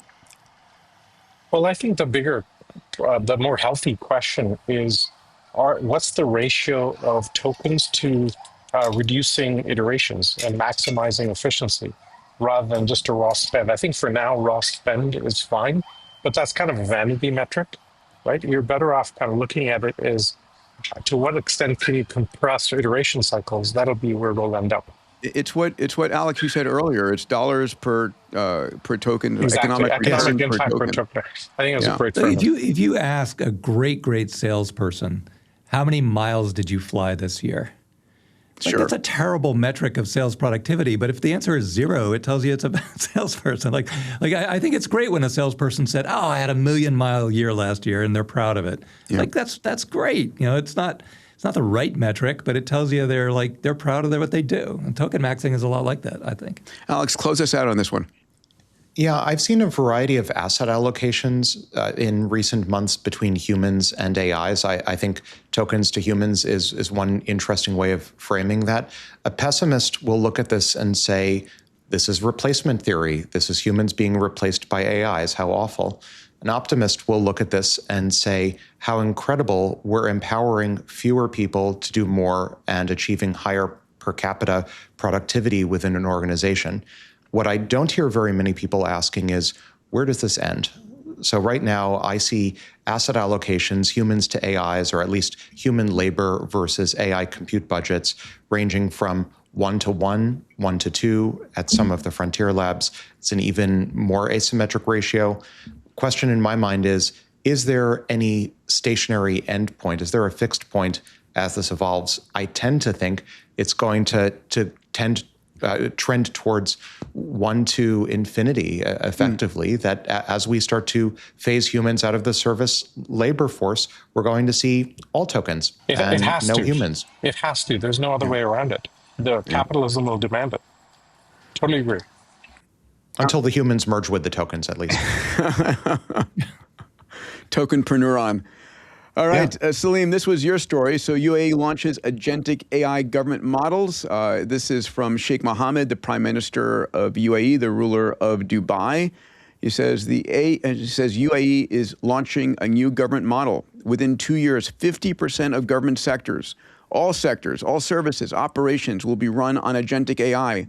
The UAE will be the first government globally to operate at this scale of autonomy. Salim, brief us on this one. Yeah, so I did a talk for His Highness 3-4 years ago, and talked through where this is going. And Minister Al Olama, the Minister of AI, is a good friend of both of us, Peter, yourselves, and mine, and they are going full speed on this. I got to give them massive credit. This is the benefits of the authority you can wield when you have a benevolent dictatorship like this. I think you can just get it done. Right, when you have that, you have to make sure that the whoever's in charge is doing the right things for the country, and the ethos here is 100% alignment. And they are going at a massive speed on this. Just to give you an example, I was given a golden visa, right? And I was asked to be the test case. And the thing was, could you get a golden visa authorized and issued within 5 hours? And they were freaking out, going, Singapore takes 5 days. And His Highness said, okay, do it in 5 hours. And they were for them, but they got it done. And so there's an ability to cut through legacy thinking in a very powerful way. And this is such a massive competitive advantage. We're actually working with a few of their folks in the Prime Minister's office on this. And so we're very, very excited about where this goes. There's another quote from Sheikh Mohammed. He says, quote, AI is no longer a tool. It analyzes, decides, executes, and improves in real time. It will become our executive partner in enhancing services, accelerating decisions, and raising efficiency. So, I mean, you can do this in an absolute monarchy. You can move this fast. I mean, what's shocking about this story is the speed at which it's moving, right? There's no parliamentary approval, no public debate or consultation.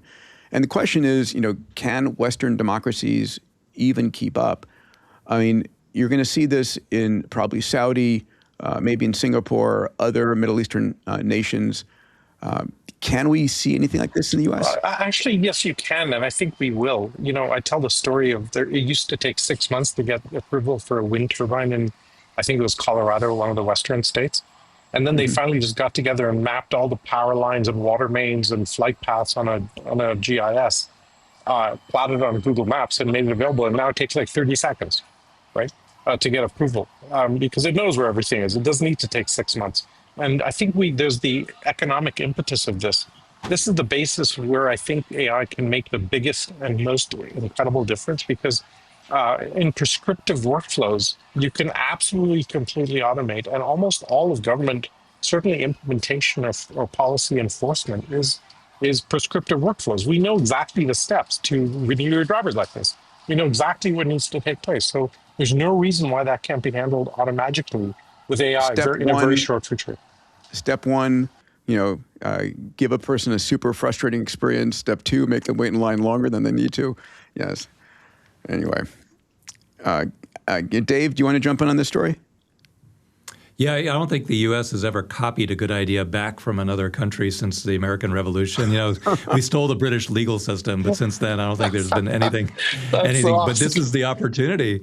Well, I mean, look, you're exactly right. A monarchy can move very, very quickly. The rate at which things need to be regulated and new services need to be rolled out is way, way, way faster than any government in history has ever run before.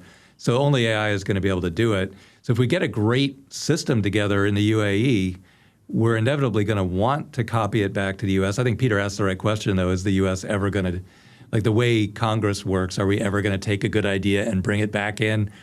Yeah, I'd bet against that, but it's the right thing to do. Weirdly, weirdly on this one, I'm more optimistic than you guys, which is weird. All right, let's move on. We're going to have some fun here in the biomedical space. So there's a new wave of biomedical innovation that's coming, and I want this segment here to give people hope. We talk about longevity escape velocity on this pod. We talk about the health span revolution. Well, it's happening. I was with Demis last Saturday at the Breakthrough Awards talking to him, and he's absolutely convinced that we're going to cure cancer and solve all disease inside of the next, 5 to 10 years, hopefully on the 5-year side. So the first story here comes out of OpenAI. OpenAI releases ChatGPT for clinicians. So it just gave away to all U.S. clinicians, these are physicians, nurses, physician assistants, a free AI co-pilot. And this co-pilot outperforms all human doctors. So they have a health bench benchmark they use. It scored 59 versus 43.7 for human clinicians. Pretty extraordinary. They validated this on 700,000 model responses. And they got a 99.6% accuracy using their physicians evaluating the AI versus human responses. And pretty extraordinary, something that will up-level, I think, medicine nationwide. And from my standpoint, I've been saying this for a while, I think it's going to become malpractice to diagnose a patient without AI in the loop. There is so much going on that no human doctor can possibly, understand it. At Fountain Life, we upload 200 gigabits of data about you. And across your genome, full imaging, full, microbiome, metabolome, 140 blood biomarkers. Humans can't analyze all that, but AIs can. So, gents, any thoughts on this? Alex, do you want to weigh in? Yeah, I'll chime in and say the professions are cooked. Yes. This was a widely expected release. This wasn't a surprise. Those of you watching early releases, leaks out of OpenAI saw this coming months in advance. You can even know from those leaks what the next one to drop is, what the next profession. It's law. There's also one coming for management consulting and financial work. OpenAI, thanks to GDPval, has, in some sense, mapped out all of the knowledge work verticals and is in a good position, thanks to their own internal and now external benchmarking, to know the relative strengths of their model as appropriately fine-tuned or post-trained for different verticals. So I would expect to see many, many more of these ChatGPT 4X for different verticals. In the case of clinicians, thanks to open evidence and work by Epic in the form of UpToDate and other clinical AIs, this is already a somewhat crowded market that OpenAI is coming into. If I were OpenAI, I would release this sort of product more as a reference design and a way to ensure that capabilities that are built into the underlying models and then post-trained via a variety of evals are broadly available, and that OpenAI maintains its status as a favored foundation model for clinical and biological work. Maybe they'll try to monetize this as best they can. Right now it's available for free. But I tend to think it's worth more to OpenAI more as a distribution channel for medical knowledge, and one that they can build on. OpenAI has released a variety of statistics over the past year for how many people are self-diagnosing or otherwise trying to treat themselves using ChatGPT. And I think offering a standard regulatory compliant channel for that is a very clever way to then do a sales uppitch to biomedical enterprise and life sciences in general, which is probably where the real money is. It's also a data aggregation strategy, right? I mean, OpenAI is going to be getting a huge amount of data, far more verified than I feel this way, or I think I might have this, bringing in 1 million plus clinicians into the loop. The other thing that's worth saying here is that, at least current estimates are that we're going to have 86,000, a shortage of 86,000 physicians in the next 10 years. But it's going to be interesting, right? I have 2 nieces that have gone through medical school, my sister, myself, lots of friends, and you're spending literally between college, medical school, and postgraduate training in whatever field you're going into, you're spending well over a decade and, $500,000, close to $1 million to get this degree. And will you even need it? Is a medical doctor going to need to be in the loop, or is it a nurse plus an AI that's going to be giving us all our medical advice, our diagnostics and our therapeutics with a Optimus robot giving you surgery? There's a lot of change coming here. Yeah, a huge amount of change. And also it'll be a great case study in we're not about replacing doctors here. We're about detecting thousands of things that were not previously detected and cutting them off early and extending longevity and making life better. And, it's not a given to me at all that the number of doctors goes down. Just the number of things we want to do goes up 100 or 1,000x. But are you going to spend that much money to go through medical school and get this little profession when the AI is doing the diagnosing at the end of the day? Of course this is about replacing doctors. I mean, let's call a spade a spade. Of course, when fully developed, this and comparable solutions are about automating away medical practice. How could they not be? And also, by the way, nursing, and also, by the way, the HMOs and drug design. OpenAI and other frontier labs are all pursuing drug design and drug delivery. Of course, it's about the full picture of if you're going to solve medicine, or you're just going to leave millions of human doctors practicing as sort of meat puppets for the AI. No, this is going to be the end-to-end solution. We're just seeing the beginning of it. Yeah. Agree. A couple of comments here. One is, in an ideal world, the doctor's getting a cognitive exoskeleton with all of this, right? You get this amazing capability to expand your own intuitive thinking. But Alex is completely right. Yeah. But on the other hand, you're going to get a huge backlash here. This is a very regulated industry. Remember, a few years ago, Texas passed a law banning telemedicine, okay? Just outright banning it. Because, for every spot on my hand, I must have to go to a physical doctor. I can never do that over video. So the immune system response is going to be very, very fierce. I expect to see this battle play out heavily over the next few years because there's vested interest up the yin-yang. And healthcare has the 3rd worst immune system ever behind religion and education and academia. Yeah, I'm not so sure that the immune response, if you look at what happened with the broad transition to electronic medical records like Epic-based systems, for example, every clinician that you speak with will complain about Epic. They'll complain about EMRs, how much EMRs distract from direct interaction with the patient, all of that. And yet every major medical system is either completed or is in the late stages of, at least in this country, their EMR transition.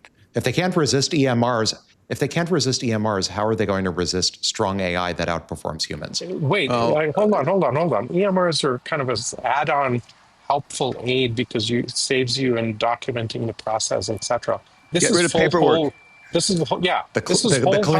clinicians hate the EMRs. They hate the interface. They hate the process. Of course, but they're going to hate this 10 times more because it's a direct replacement for the cognitive ability that they've trained for 10 years to do. So my prediction is huge regulatory and immune system backlash on this one. Yeah, and don't forget, the AI labs have been using healthcare as the reason why they can't slow down, as well as the fight with China, right? If we slow this down, we're going to lose lives, has been sort of the heralding call. Totally agreed.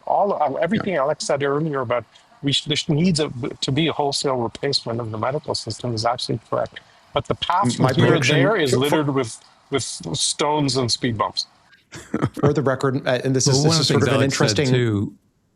Go ahead, finish up, Alex. Yeah, go ahead. This is an interesting micro debate. For the record, my intuition, and I interact with a lot of clinicians, is the exact opposite. The clinicians hate the EMRs, but they love the AI that helps them do a better job of what they want to do. And there may be an extent to which AI interfaces like this end up being framed as the solution to all of their EMR woes. Better dictation. Until it takes their job. All right, of course, that's the way this works. Let's move this along here. Our second story here is AI to reduce wasted donor hearts. And I love, I just want to show a number of stories here how AI is going to be interfacing and changing the medical practice. So I don't know if you guys are an organ donor. I am. Anybody else? Yeah. So currently there's 4,000 patients who need a cardiac transplant today. There's 103,000 who need some type of a transplant, kidney, liver, lung.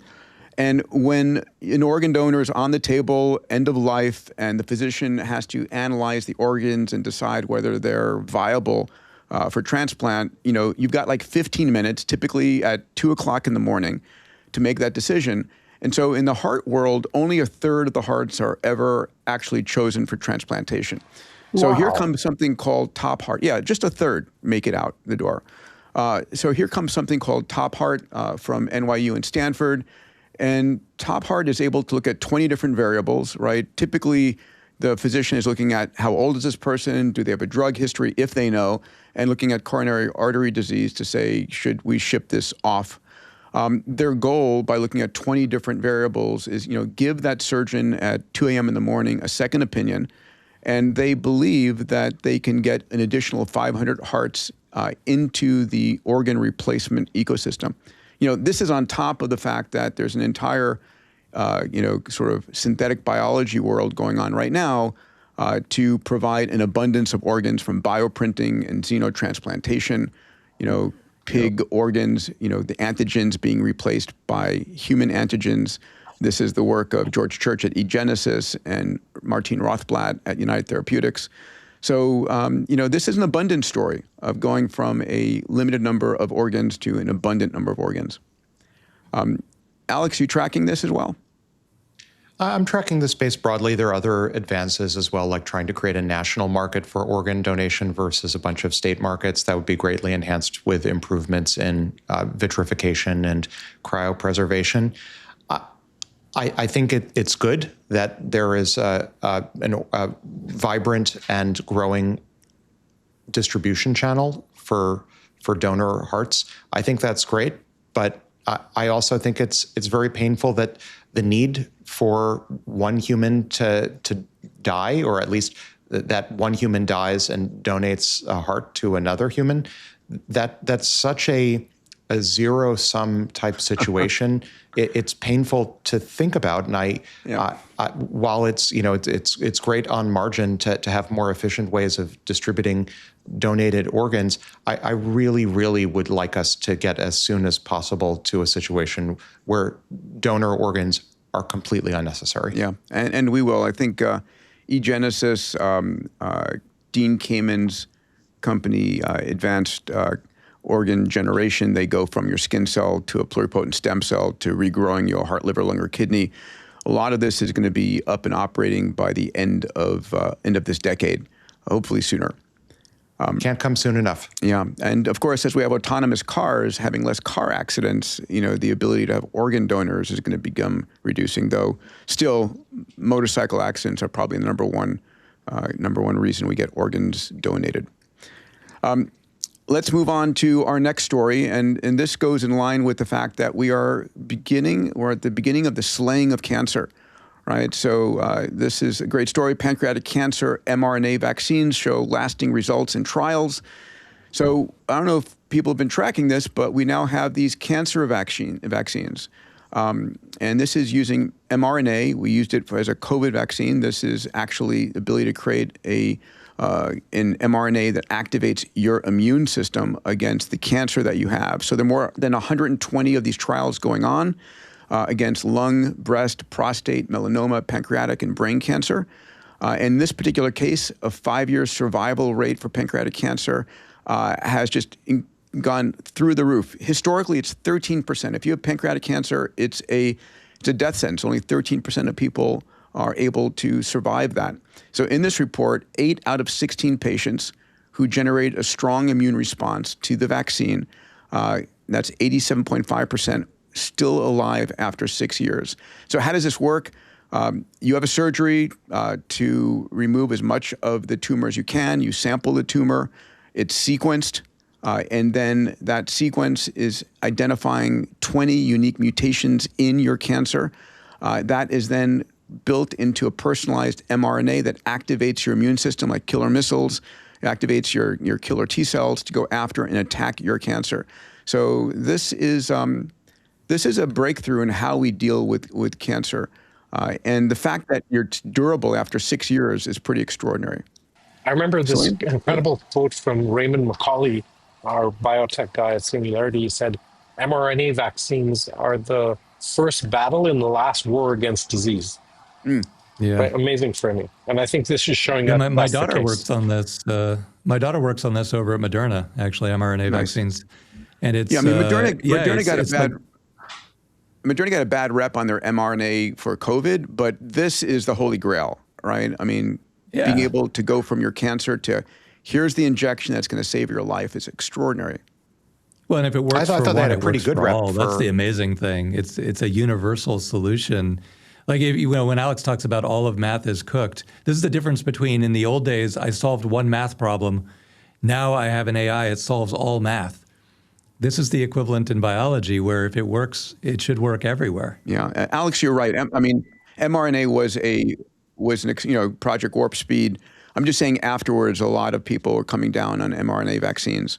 But there's a lot of politicized griping over mRNA vaccines in general, but there's going to be political griping over almost anything at any scale. I think back quarter of a century to Eric Drexler and engines of creation and the National Nanotechnology Initiative when the U.S. Congress was sold a story that with billions of dollars of congressional and national investment that we would get medical nanorobots that would swim through our bloodstreams and zap cancer cells.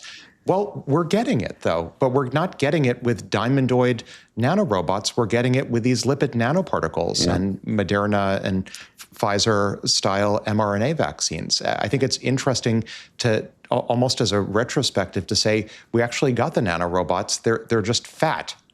They're not silicon. They're not diamondoid. They're fat.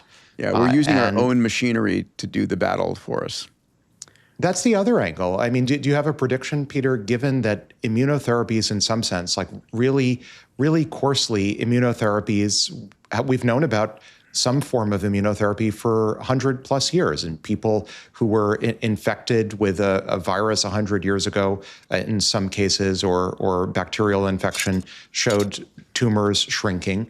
We've known at some level that some form of immunotherapy would work, and we're only now figuring out how to fully weaponize it and operationalize it. Where do you think this goes? You think like in 10 years, we're all wearing Apple smartwatches that are looking for evidence of tumor DNA or RNA in our bloodstream and then send our daily mRNA update to a programmable implant or something? I think that is basically it. Either they're implantables or you'll be sampled on a regular basis. I mean, the goal, of course, is find it at the very beginning, especially if there are solutions.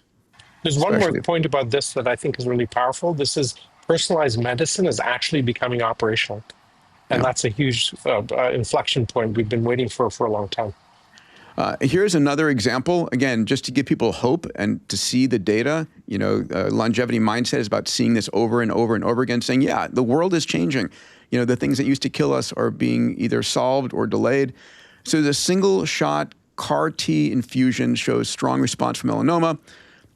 So it's not just a strong response, it's 100% cancer-free after a single shot. So this was an unexpected result. Within 2 months of treatment, all 20 patients in this trial had minimally residual disease, MRD negative, right? They had no disease identified after they were assayed again, meaning that all patients, you know, had a median follow-up of 15.3 months without any show-up of their melanoma. So it's game-changing in timing. So how does this work? You draw blood. You identify you have melanoma, the doctor finds it. We should all be scanning ourselves all the time.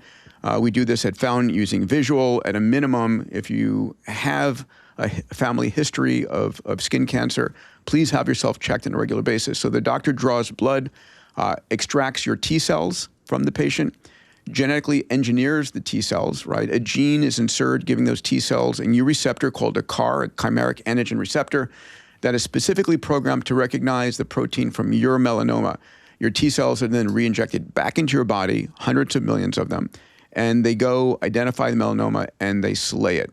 For the first time ever, this type of a therapy, we're using the term cure on this particular type of, I mean, it's extraordinary. So amazing. Just another example of what's coming.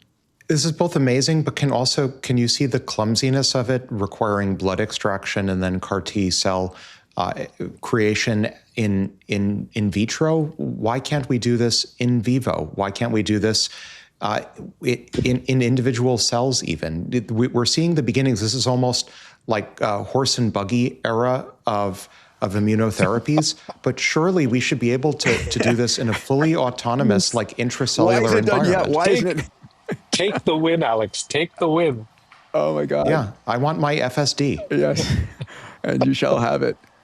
All right, here's one more story, and this is a fun one. So, you know, MRSA, MRSA, people have probably heard about this. It's methicillin-resistant Staphylococcus aureus. It's a killer infection, right? This has been typically in hospitals. It's now getting out into the community. So 2.8 million people have MRSA infection every year. It kills 35,000 people in the US alone. The problem is all the first-line antibiotics for MRSA have failed. Methicillin, penicillin, moxicillin, and now even vancomycin, which has been the antibiotic of last resort, is no longer working. So this particular drug, candesartan, is now being used. It's a FDA-approved BP medication for blood pressure, and it works to basically stop and inhibit a MRSA infection. And so this is an example of taking the existing drug, and it's now fully usable by the scientific and medical community because it's been approved. We know its safety protocol. So I love this. Do you remember, Salim, on stage, we had, at the Abundance, we had David Feigenbaum from, so this is similar to his story. I have to just tell his story and just congratulate him, a donor to his foundation. So here's the story here. So in 2010, he's a 25-year-old medical student. He comes down with this rare disease called Castleman's disease. And they throw everything they can at him. And he's literally read his last rites. He has 4 near-death experiences. And then as a medical student, he starts experimenting on himself. And he discovers that his disease is caused by a hyperactivation of the mTOR pathway. And he says, well, if it's the mTOR pathway, I can probably down-regulate it using rapamycin. And he does that, and he finds out that it works. So he's been remission-free for 12 years. And he comes up with the idea, are there other diseases out there for which an existing approved drug can be used to cure the disease? And here are the numbers. There are 18,000 recognized diseases out there, but only 4,000 FDA-approved drugs. And so he's now using AI to match the existing drugs and repurposing them against new diseases. And it's working. I think that's such a great example of citizen science also, right? Take a personal problem and then just start hacking your way through it. I think we're going to see hundreds and thousands of this example. And this is where people should click and understand, why are we so excited about technologies? Because this is now possible. Yes. And this was not possible 10 years ago, 5 years ago even. And now it's just going to become more rampant. And any problem can now be solved by kind of just focusing on it, attacking it with AI and going after it. So it's incredible. Solve everything, right, Alex? Yeah, solve everything. And also, I would say historically, like before this era, off-target indications were a dirty word, or dirty drugs that had lots of off-target side effects, highly undesirable. But now, if we have amazing AI models of individual cells and the body, suddenly off-target side effects, they become a secret weapon. And we can repurpose drugs. We can combine repurposed drugs. I'm very bullish on this space. I advise. I have a portfolio company, SenGem Therapeutics, that is focused on increasingly on AI for repurposing medications, for anti-inflammatories, for other purposes. I think this space has enormous potential thanks to AI. Yeah, amazing. For folks who are interested, you go to everycure.org. You can see what David's doing. It's a nonprofit, and support his work. He's brilliant. All right, let's get into some fun conversations here. The robots are indeed coming. A few stories to report here today. The first is the ping pong champion of the world is now an AI-driven robot. Let's take a look at this little bit of a match here, and we can discuss it.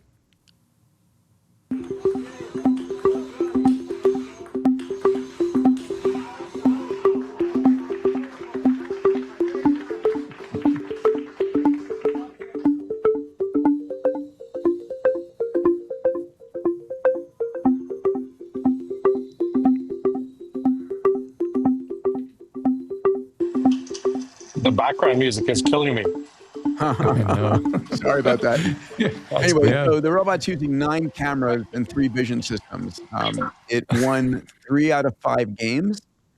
Let me pause this here. It won 3 out of 5 games. I'm surprised it didn't win all 5 games. And of course it will. Well, doesn't have a lot of top-spin, actually. It's just very nimble. Note that this is the worst it's ever going to be. That's kind of incredible. The speed of response is amazing. Yeah. This robot's called Ace, and it's, I'm not sure if I would see this in the same lineage as Deep Blue or AlphaGo, but it's the beginning. It's totally not. This is a much lower dimensional game than any of those board games. For sure. It frankly is astounding to me that it took this long to reach human performance in table tennis, because it's such a simple game. You only have a handful of degrees of freedom in the ball. You have the position, you have its linear momentum, you have its angular momentum. And I think that's about it. The rest is just modeling the trajectory and maybe doing a little bit of Monte Carlo tree search for tactics that your opponent might take. This should have been solved years ago. I don't know why this took so long. Because someone was investing let's answer that question, actually, because that's really well said. And this is very similar to many robotic operations in your home, in a factory, and whatever the barrier was. I think it's probably related to the vision system. It's not a high margin problem, right? No one's really like investing $1 billion to solve it. But now, because the vision systems and the feedback systems are dirt cheap and easy, I bet it was solved by 1 or 2 people in like a few weeks. Yeah. And that means all these other home robots can now be built by 1 or 2 people in a few weeks. Similarly, we should go a little deeper. Similarly, there's a tennis playing robot also, which I'm excited to play with, which would be really cool. But it's all the same vein. It's all the same category. Yeah, Salim, total no-brainer. If you ever use a ball machine, then you go pick up all the balls for like 20 minutes. I know. Like a robot that does that is literally MIT class 270 could have done it. Yes. What's the barrier? Yeah. And I'm sure the barrier is related just to the feedback control and the vision, which you can now just use with a transformer. Well, also, people that are in robot labs don't play tennis, so they don't have an incentive to go doing that. They work on other things. They don't have social lives. Not to generalize or anything. I don't want to go too far down this rabbit hole, but there's a massive correlation between successful founding entrepreneurs and the MIT tennis team. It's basically 100%. It's crazy, including Warren. Anyway. All right. Here's our next story. The Tesla Cybercab is now in production. Take a quick look at this video here. So, Dave, you and I saw this, and we saw the production line. We were at in Austin in December here. Of course, no controls, no steering wheel, no pedals, and operating cost of 20 cents per mile. And Elon's announced he's going to sell it for $30,000. I think an incredible investment, if you can afford it, is you buy 10 of these and you put them out in your community, and it earns money for you while you sleep. When is this expected? If you're just listening to this podcast and you're not watching the video, go find this video clip. Yeah. In the podcast, you got to see the interior of this to believe it. It's like you're walking into a car, but it's just a love seat. And now, interesting, right? It's only a two-seater. Which is the average load for an Uber. It's like 1.2 people per Uber, right? So 2 seats makes total sense. When is Elon this? Said, well, look, if you have 4 people, just push the button twice, and 2 of them come. Yeah. When is this expected? By the way, I need this to get my kid to school, so I don't have to do that. So I mean, production off the line. Production officially started this past week, April 24th. And the challenge is, can they really build at the rate that they want? They want 2 million of these per year is their goal. Are there regulatory hurdles, or that's been passed now with Waymo? No, it's there. And It's all same as Waymo. Okay. Yeah, it's town by town, it's state by state, town by town. But if you're covered, you just get in and go. The difference is a Waymo, because of the LiDAR and all the camera systems and just the base, I think the vehicle probably, it tops out over $100,000, probably $150,000. I'm not sure if they get into higher production, if it's going to be coming down. But at $30K, this is insane. Yeah, no, there's so many parts. If you look at the parts just laid out, because there was that great exploded car in the showroom. For an ICE versus electric. And compare it to a consumer gas-powered car and just in raw part count. And it's got to be 80-90% reduction in components versus a gas. I'll give you the statistic vehicle. I always have in my head. The combustion engine of the number of parts in the drivetrain of a combustion engine car, about 2,000. A Tesla has 17 moving parts in the drivetrain. It's just the future of transportation is so good. It's just better technology. Efficient. Yeah, and it doesn't need a huge battery range either. It can just go and hang out and recharge itself whenever it wants. Another one will come. And guess what? On the transportation technology line, here's the next story. Here, Joby Aviation. This is JoBen, who started Velocity 11 with Rob Nail. If you remember Rob, sure. Salim. So Joby awesome just did stuff. its first air taxi flight from New York to JFK. Let's take a listen to this news report out of New York. And hello, I live in New York. Hello. I know. Well, this is going to help you out, buddy. Check this out. Massive.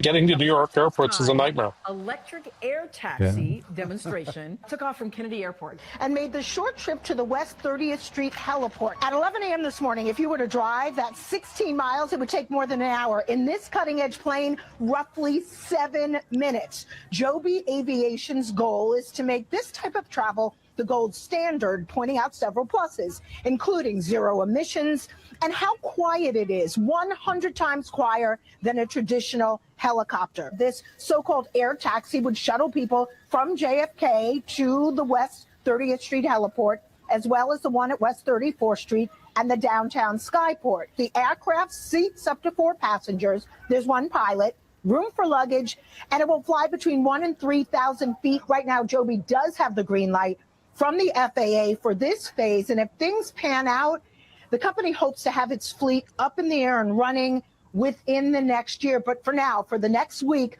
you will see this aircraft that kind of looks like a large drone buzzing over our area. It's a time machine, gentlemen. Can you imagine that? I'll be standing at the heliport with my bags ready. I love it. You know, EV I can't believe they got the noise down. eVTOLs is a lousy name, though. I just call these things flying cars, for lack of a better term. We need a better term than flying cars, a better term than eVTOLs. Yeah. It took too long. We were supposed to have these by 2015 in Back to the Future Part 2. Here we are in 2026. Why did it take so long? We need Mr. Fusion to get. You think Mr. Fusion is the reason we didn't get our flying cars on time? Absolutely. That's what the movie said. Oh, man. Well, in our robotics segments here, we had 2 back-to-back Alex, why did this take so long questions. So let's dig in on that. I'm very much in a why did everything take so long, I guess. Hello, regulatory. You think it's regulatory, Salim? Do you think regulations are why we didn't get it? No. The technology's been there for quite a while. This is a law. It takes a long time to do permitting. Ask Peter how long it took him for the ZeroG. This is 11 years to get approval to do something that NASA had been doing for 20 years. Anyway, yes, the FAA is not happy till you're not happy. That's the rule. Well, I think we got to answer that question because a lot of the AMA questions are around what are the jobs of the future going to be if white collar gets obliterated.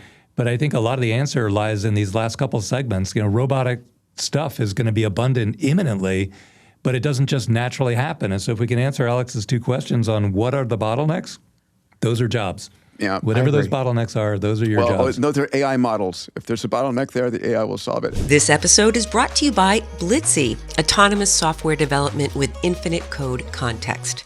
Blitzy uses thousands of specialized AI agents that think for hours to understand enterprise-scale code bases with millions of lines of code. Engineers start every development sprint with the Blitzy platform, bringing in their development requirements. The Blitzy platform provides a plan, then generates and precompiles code for each task. Blitzy delivers 80% or more of the development work autonomously, while providing a guide for the final 20% of human development work required to complete the sprint.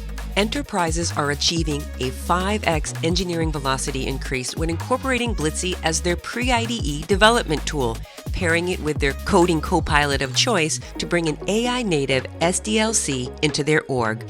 Ready to 5x your engineering velocity? Visit Blitzy.com to schedule a demo and start building with Blitzy today. All right, let's jump into AMA with the mates. So, guys, thank you again for all the comments that you give us on the YouTube. We read them all. I have Skippy read them all as well and summarize. We pick out 8 questions that we can answer every week, so please keep them coming. And let's go to those questions. All right, so gentlemen, pick your favorite question off list number 1. Salim, do you want to go first? I'll go with number 4, as I know that world a little bit, which is what's the future of large consulting firms like Accenture or Capgemini? This is from @SteveBottle1501. It goes full on into the transformational effort that's going into enterprises here. Traditional consulting is in very big trouble if it remains a pyramid of junior labor producing analysis and decks. AI totally destroys that model. But consulting firms, in the land of the blind, the one-eyed man is king. In a volatile world, your clients are slower than you are, and they need help. The model will have to change. The future of consulting won't be like a people pyramid. It's an intelligence platform plus domain expertise plus change management. And we've been focusing on we've been holding the change management side for a while. The winners are going to be bringing agentic workflows and benchmarks and governance and implementation capacity to their clients. The losers are just going to keep selling headcount. From an EXO perspective, consulting moves from experts to rent to a transformation operating system. And the companies that help their clients do that will win. Yeah.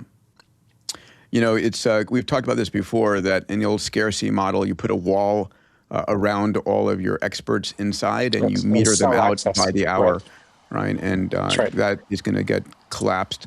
Alex, why don't you go next? I'll take question number 2, which asks, everyone can be an entrepreneur with AI as a tool. However, what action do you take when you genuinely don't have a creative idea for a direction? For most, the answer is none. And this is from 3 billionth random user.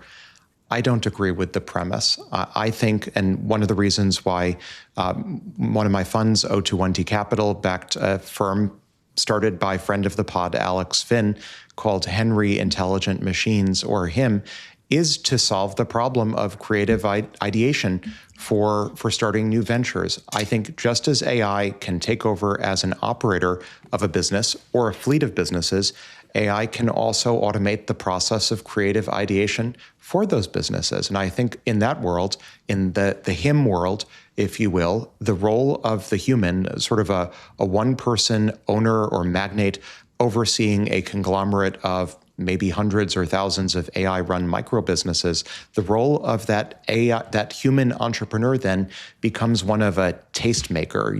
You have opinions. Everyone has opinions as a consumer of goods and services, but those opinions can shape the taste over fleets of AIs that are providing the creative ideation for businesses that they bring to you. They say, hey, I want to start this micro business for you. You like it? Yes, no, and then the human can have an opinion. The AI is performing the ideation. The human and the generation part, the human provides sort of the discipline and the taste and the discrimination for which ideas pass the filter, which ones don't. And that's the solution. That's how we square this circle of humans not actually in extremis needing to generate all the creative ideas themselves. Yeah, agreed. Idea generation has never been the limiting factor. You just have to get around different people or just notice the problems around you. It's historically been execution that's been the issue. Go check out Pulsia. I think it's pulsia.ai, which is AI slot backwards. If you sign up for that, it will scan all of your background and it will generate ideas for you. And in fact, it will generate a website of a business based upon what your passions and interests are. Anyway, fascinating stuff. And I'll say it maybe instead of Pulsia, I'll talk my book here since I have a financial interest in this one. Check out meethenry.ai. Okay, fantastic. Dave, number 1 or 3? I'll take 3 and leave you with the hard one. Thanks. Have it help. If you eliminate entry-level jobs, but keep experienced jobs, what happens when the experienced people retire? Isn't that like eliminating babies from humanity? Says Todd Marshall 416. I don't think it's quite that dire, Todd. Eliminating babies from humanity is about the worst thing could possibly happen. If you eliminate entry-level jobs, well, look, this was going to happen anyway. If you think about, actually, we have a weekend place up in Vermont, and there's the Simon Pierce glass blowing factory is up there.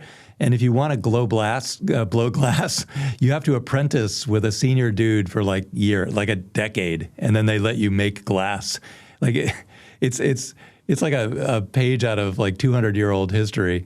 That mode of operation is going to go away in all forms of white-collar work, no matter what. So the rate of change of the world in the singularity is so fast that the entry-level career path was kind of a dead end anyway. So now Meta announced a 10% layoff, which is really going to be more like 30% according to the insiders I know. And they're definitely not hiring new entry-level people in the middle of doing the layoff because AI can do all the coding. That was not the career path you wanted in the first place. So we're going to have to find a new way forward. But I think AI is going to be the ultimate teacher. We're going to save a ton of time on, like Peter was saying earlier in the podcast, the 4 years of medical school followed by 4 years of fellowship and internship, 8 years of your life after you're already done with undergrad. It's just way too much time. So it's all going to move to AI-based nimble training. And then, this massively expanding economy creates huge amounts of new opportunity every day, but it's opportunity that didn't exist the prior day. So the entry-level job wasn't really likely to lead you on that path anyway. So it's all got to get refactored. It's nothing like people stopping having babies. I think it's so well put, Dave. Really well put. All right. Question number 1 I'm left with is from @Gianluca Pacciani 808, who asks, you guys say AI will create jobs, but for whom? It looks like AI is creating jobs for AI, not for people. So Gianluca, the fact of the matter is, in the long run, yes, AI will be able to do any job. I think that is the case. But people still like working with people. People still like hanging out with people. And I think it's ultimately going to be the fact that 2 things are occurring. Number 1, as every technology destroys a layer of jobs, right, new jobs are created on top of that. internet killed travel agents, but it spawned millions of social media managers, app developers, YouTubers, and everything else. So there are going to be new layers of jobs coming out. And yes, those may well be displaced by AI again. At the end of the day, the question is, what are you passionate about, and how do you use AI to help deliver that? There's going to be a human interface layer for a lot of things because people like hanging out and interfacing with people, us meat puppets. So it's going to be navigated.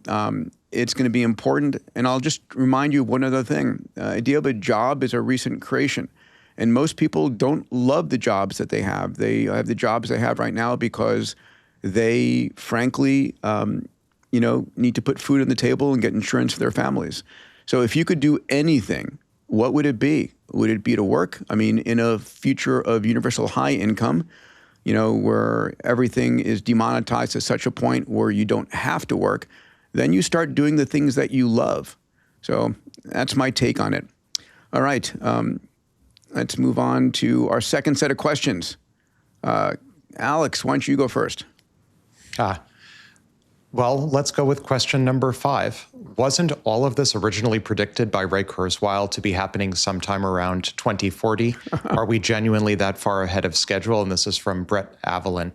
I'm not sure, Brett, what all of this you're referring to may mean, but I do think broadly we're well ahead of where friend of the pod Ray thought we'd be.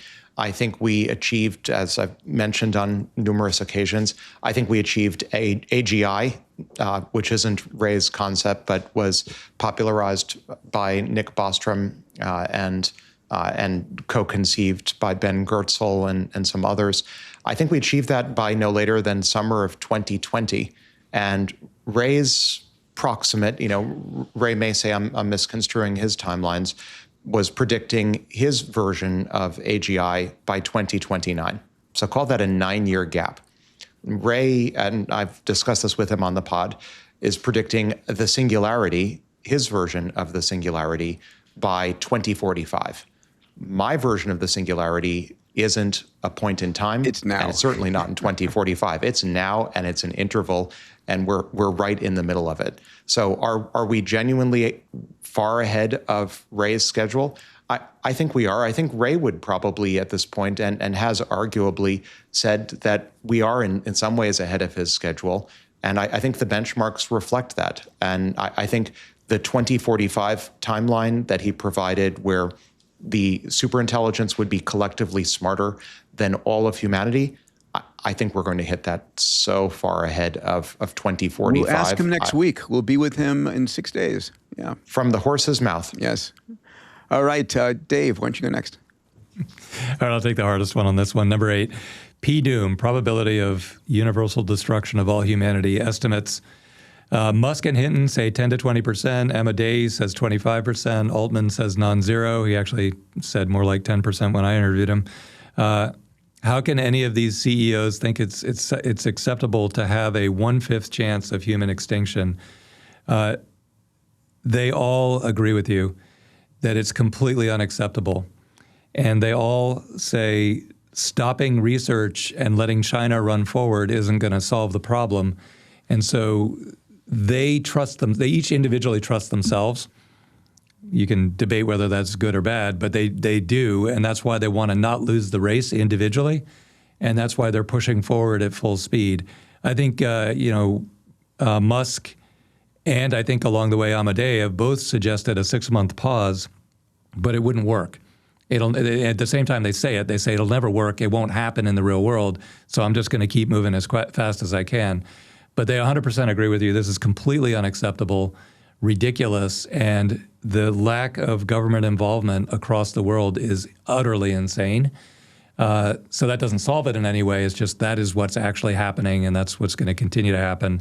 And I'm continually shocked, as is Alex, I know, with our inability to get any kind of government reaction to what's now the obvious. We were telling them a year ago when maybe it wasn't 100% obvious, but now it's 100% obvious, yet still so slow. So anyway, there's your Dave, answer. Sorry, it's not a better answer. I'd be curious, Dave, do you think that they believe their own estimates here, or is this a case of revealed preference where they think maybe it's more socially acceptable to estimate a higher number, but actually through their actions, they're revealing a preference that suggests their internal estimate is much lower? I think it's lower. I don't know if much lower. I think they all have the same, chemical, biological, radiological terrorism is the number one risk. And so I think it's probably lower, but I don't think it's like 0.001% low. Interesting. Salim, you have two to choose from. I will take number 7, okay? Which is when white-collar jobs are erased, where does the consumer demand come from to buy from all these new entrepreneurial ventures? This is from T. Tillman. This is a tough one, right? This is the central political economy question of AI. If productivity explodes but income does not flow to the people, demand collapses and the system becomes unstable. Capitalism needs customers, right? So we need new distribution mechanisms, we need lower costs, we need new ownership models, we need AI dividends, you need equity participation, you need sovereign funds. All of this points, and this is similar to the previous question, where, on an optimistic side, AI makes goods and services cheap while giving individuals more leverage to create income. That's the good side. The pessimistic side is that you have extreme concentration and then you have massive collapse of the economy. The path we take is a governance and an institutional design choice, not a law of nature. So governance and our institutions need to freaking wake up and smell the roses here. We have to rethink this whole thing. The social contract, which is what we're basically talking about, is essentially being wiped out. And we can be optimistic about it, but the pessimistic case has a very big downside here. All right, the final question in our AMA today comes from @JamesWilliamsCU2QQ. How can a new CS engineer get experience to become a lead AI engineer if you can't get a job in the first place? James, first of all, as we've said many times, getting a job is the old model. The old model of do well in high school, get a good college, get a diploma, get hired as a junior person, and work your way up the chain. That is vaporized, or at least being fully vaporized right now.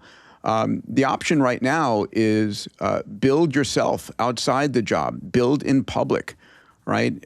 Basically, go and find something that you're passionate about. It's based on your massive transformative purpose, something you care about. We're going to be launching an XPRIZE in this area very shortly. And use the tools available to you today to build and ship. Your GitHub is now your resume. Companies are increasingly hiring if you want to get a job versus start a company yourself. They're increasingly hiring based upon what you've done. I remember Elon said, I don't care if you have a college degree. I care about what you've done. That is your degree now. That is your resume. Show me that you're brilliant at what you build, not what you happen to learn in some college or graduate degree or entry-level job.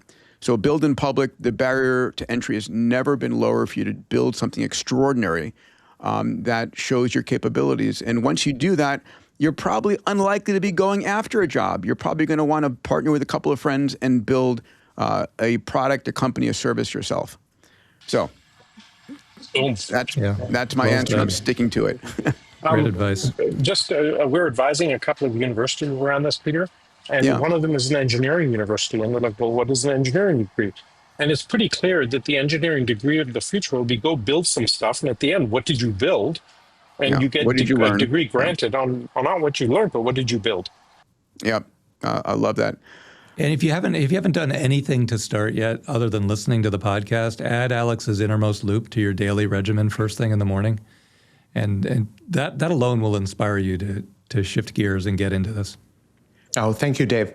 That's very sweet. For those who want to read the Innermost Loop, just go to alexwg.org, and I provide links to Substack and X and Spotify, et cetera. But I appreciate the promo, Dave. It's very kind.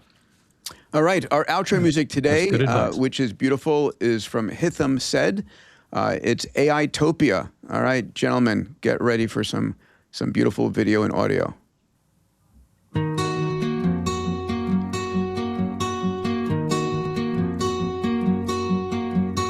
Everyone living with no needs in sight. A home made to order with fancy little lights. No need to worry, it's paid for, don't scare. The mortgage is dead, no debt will you bear.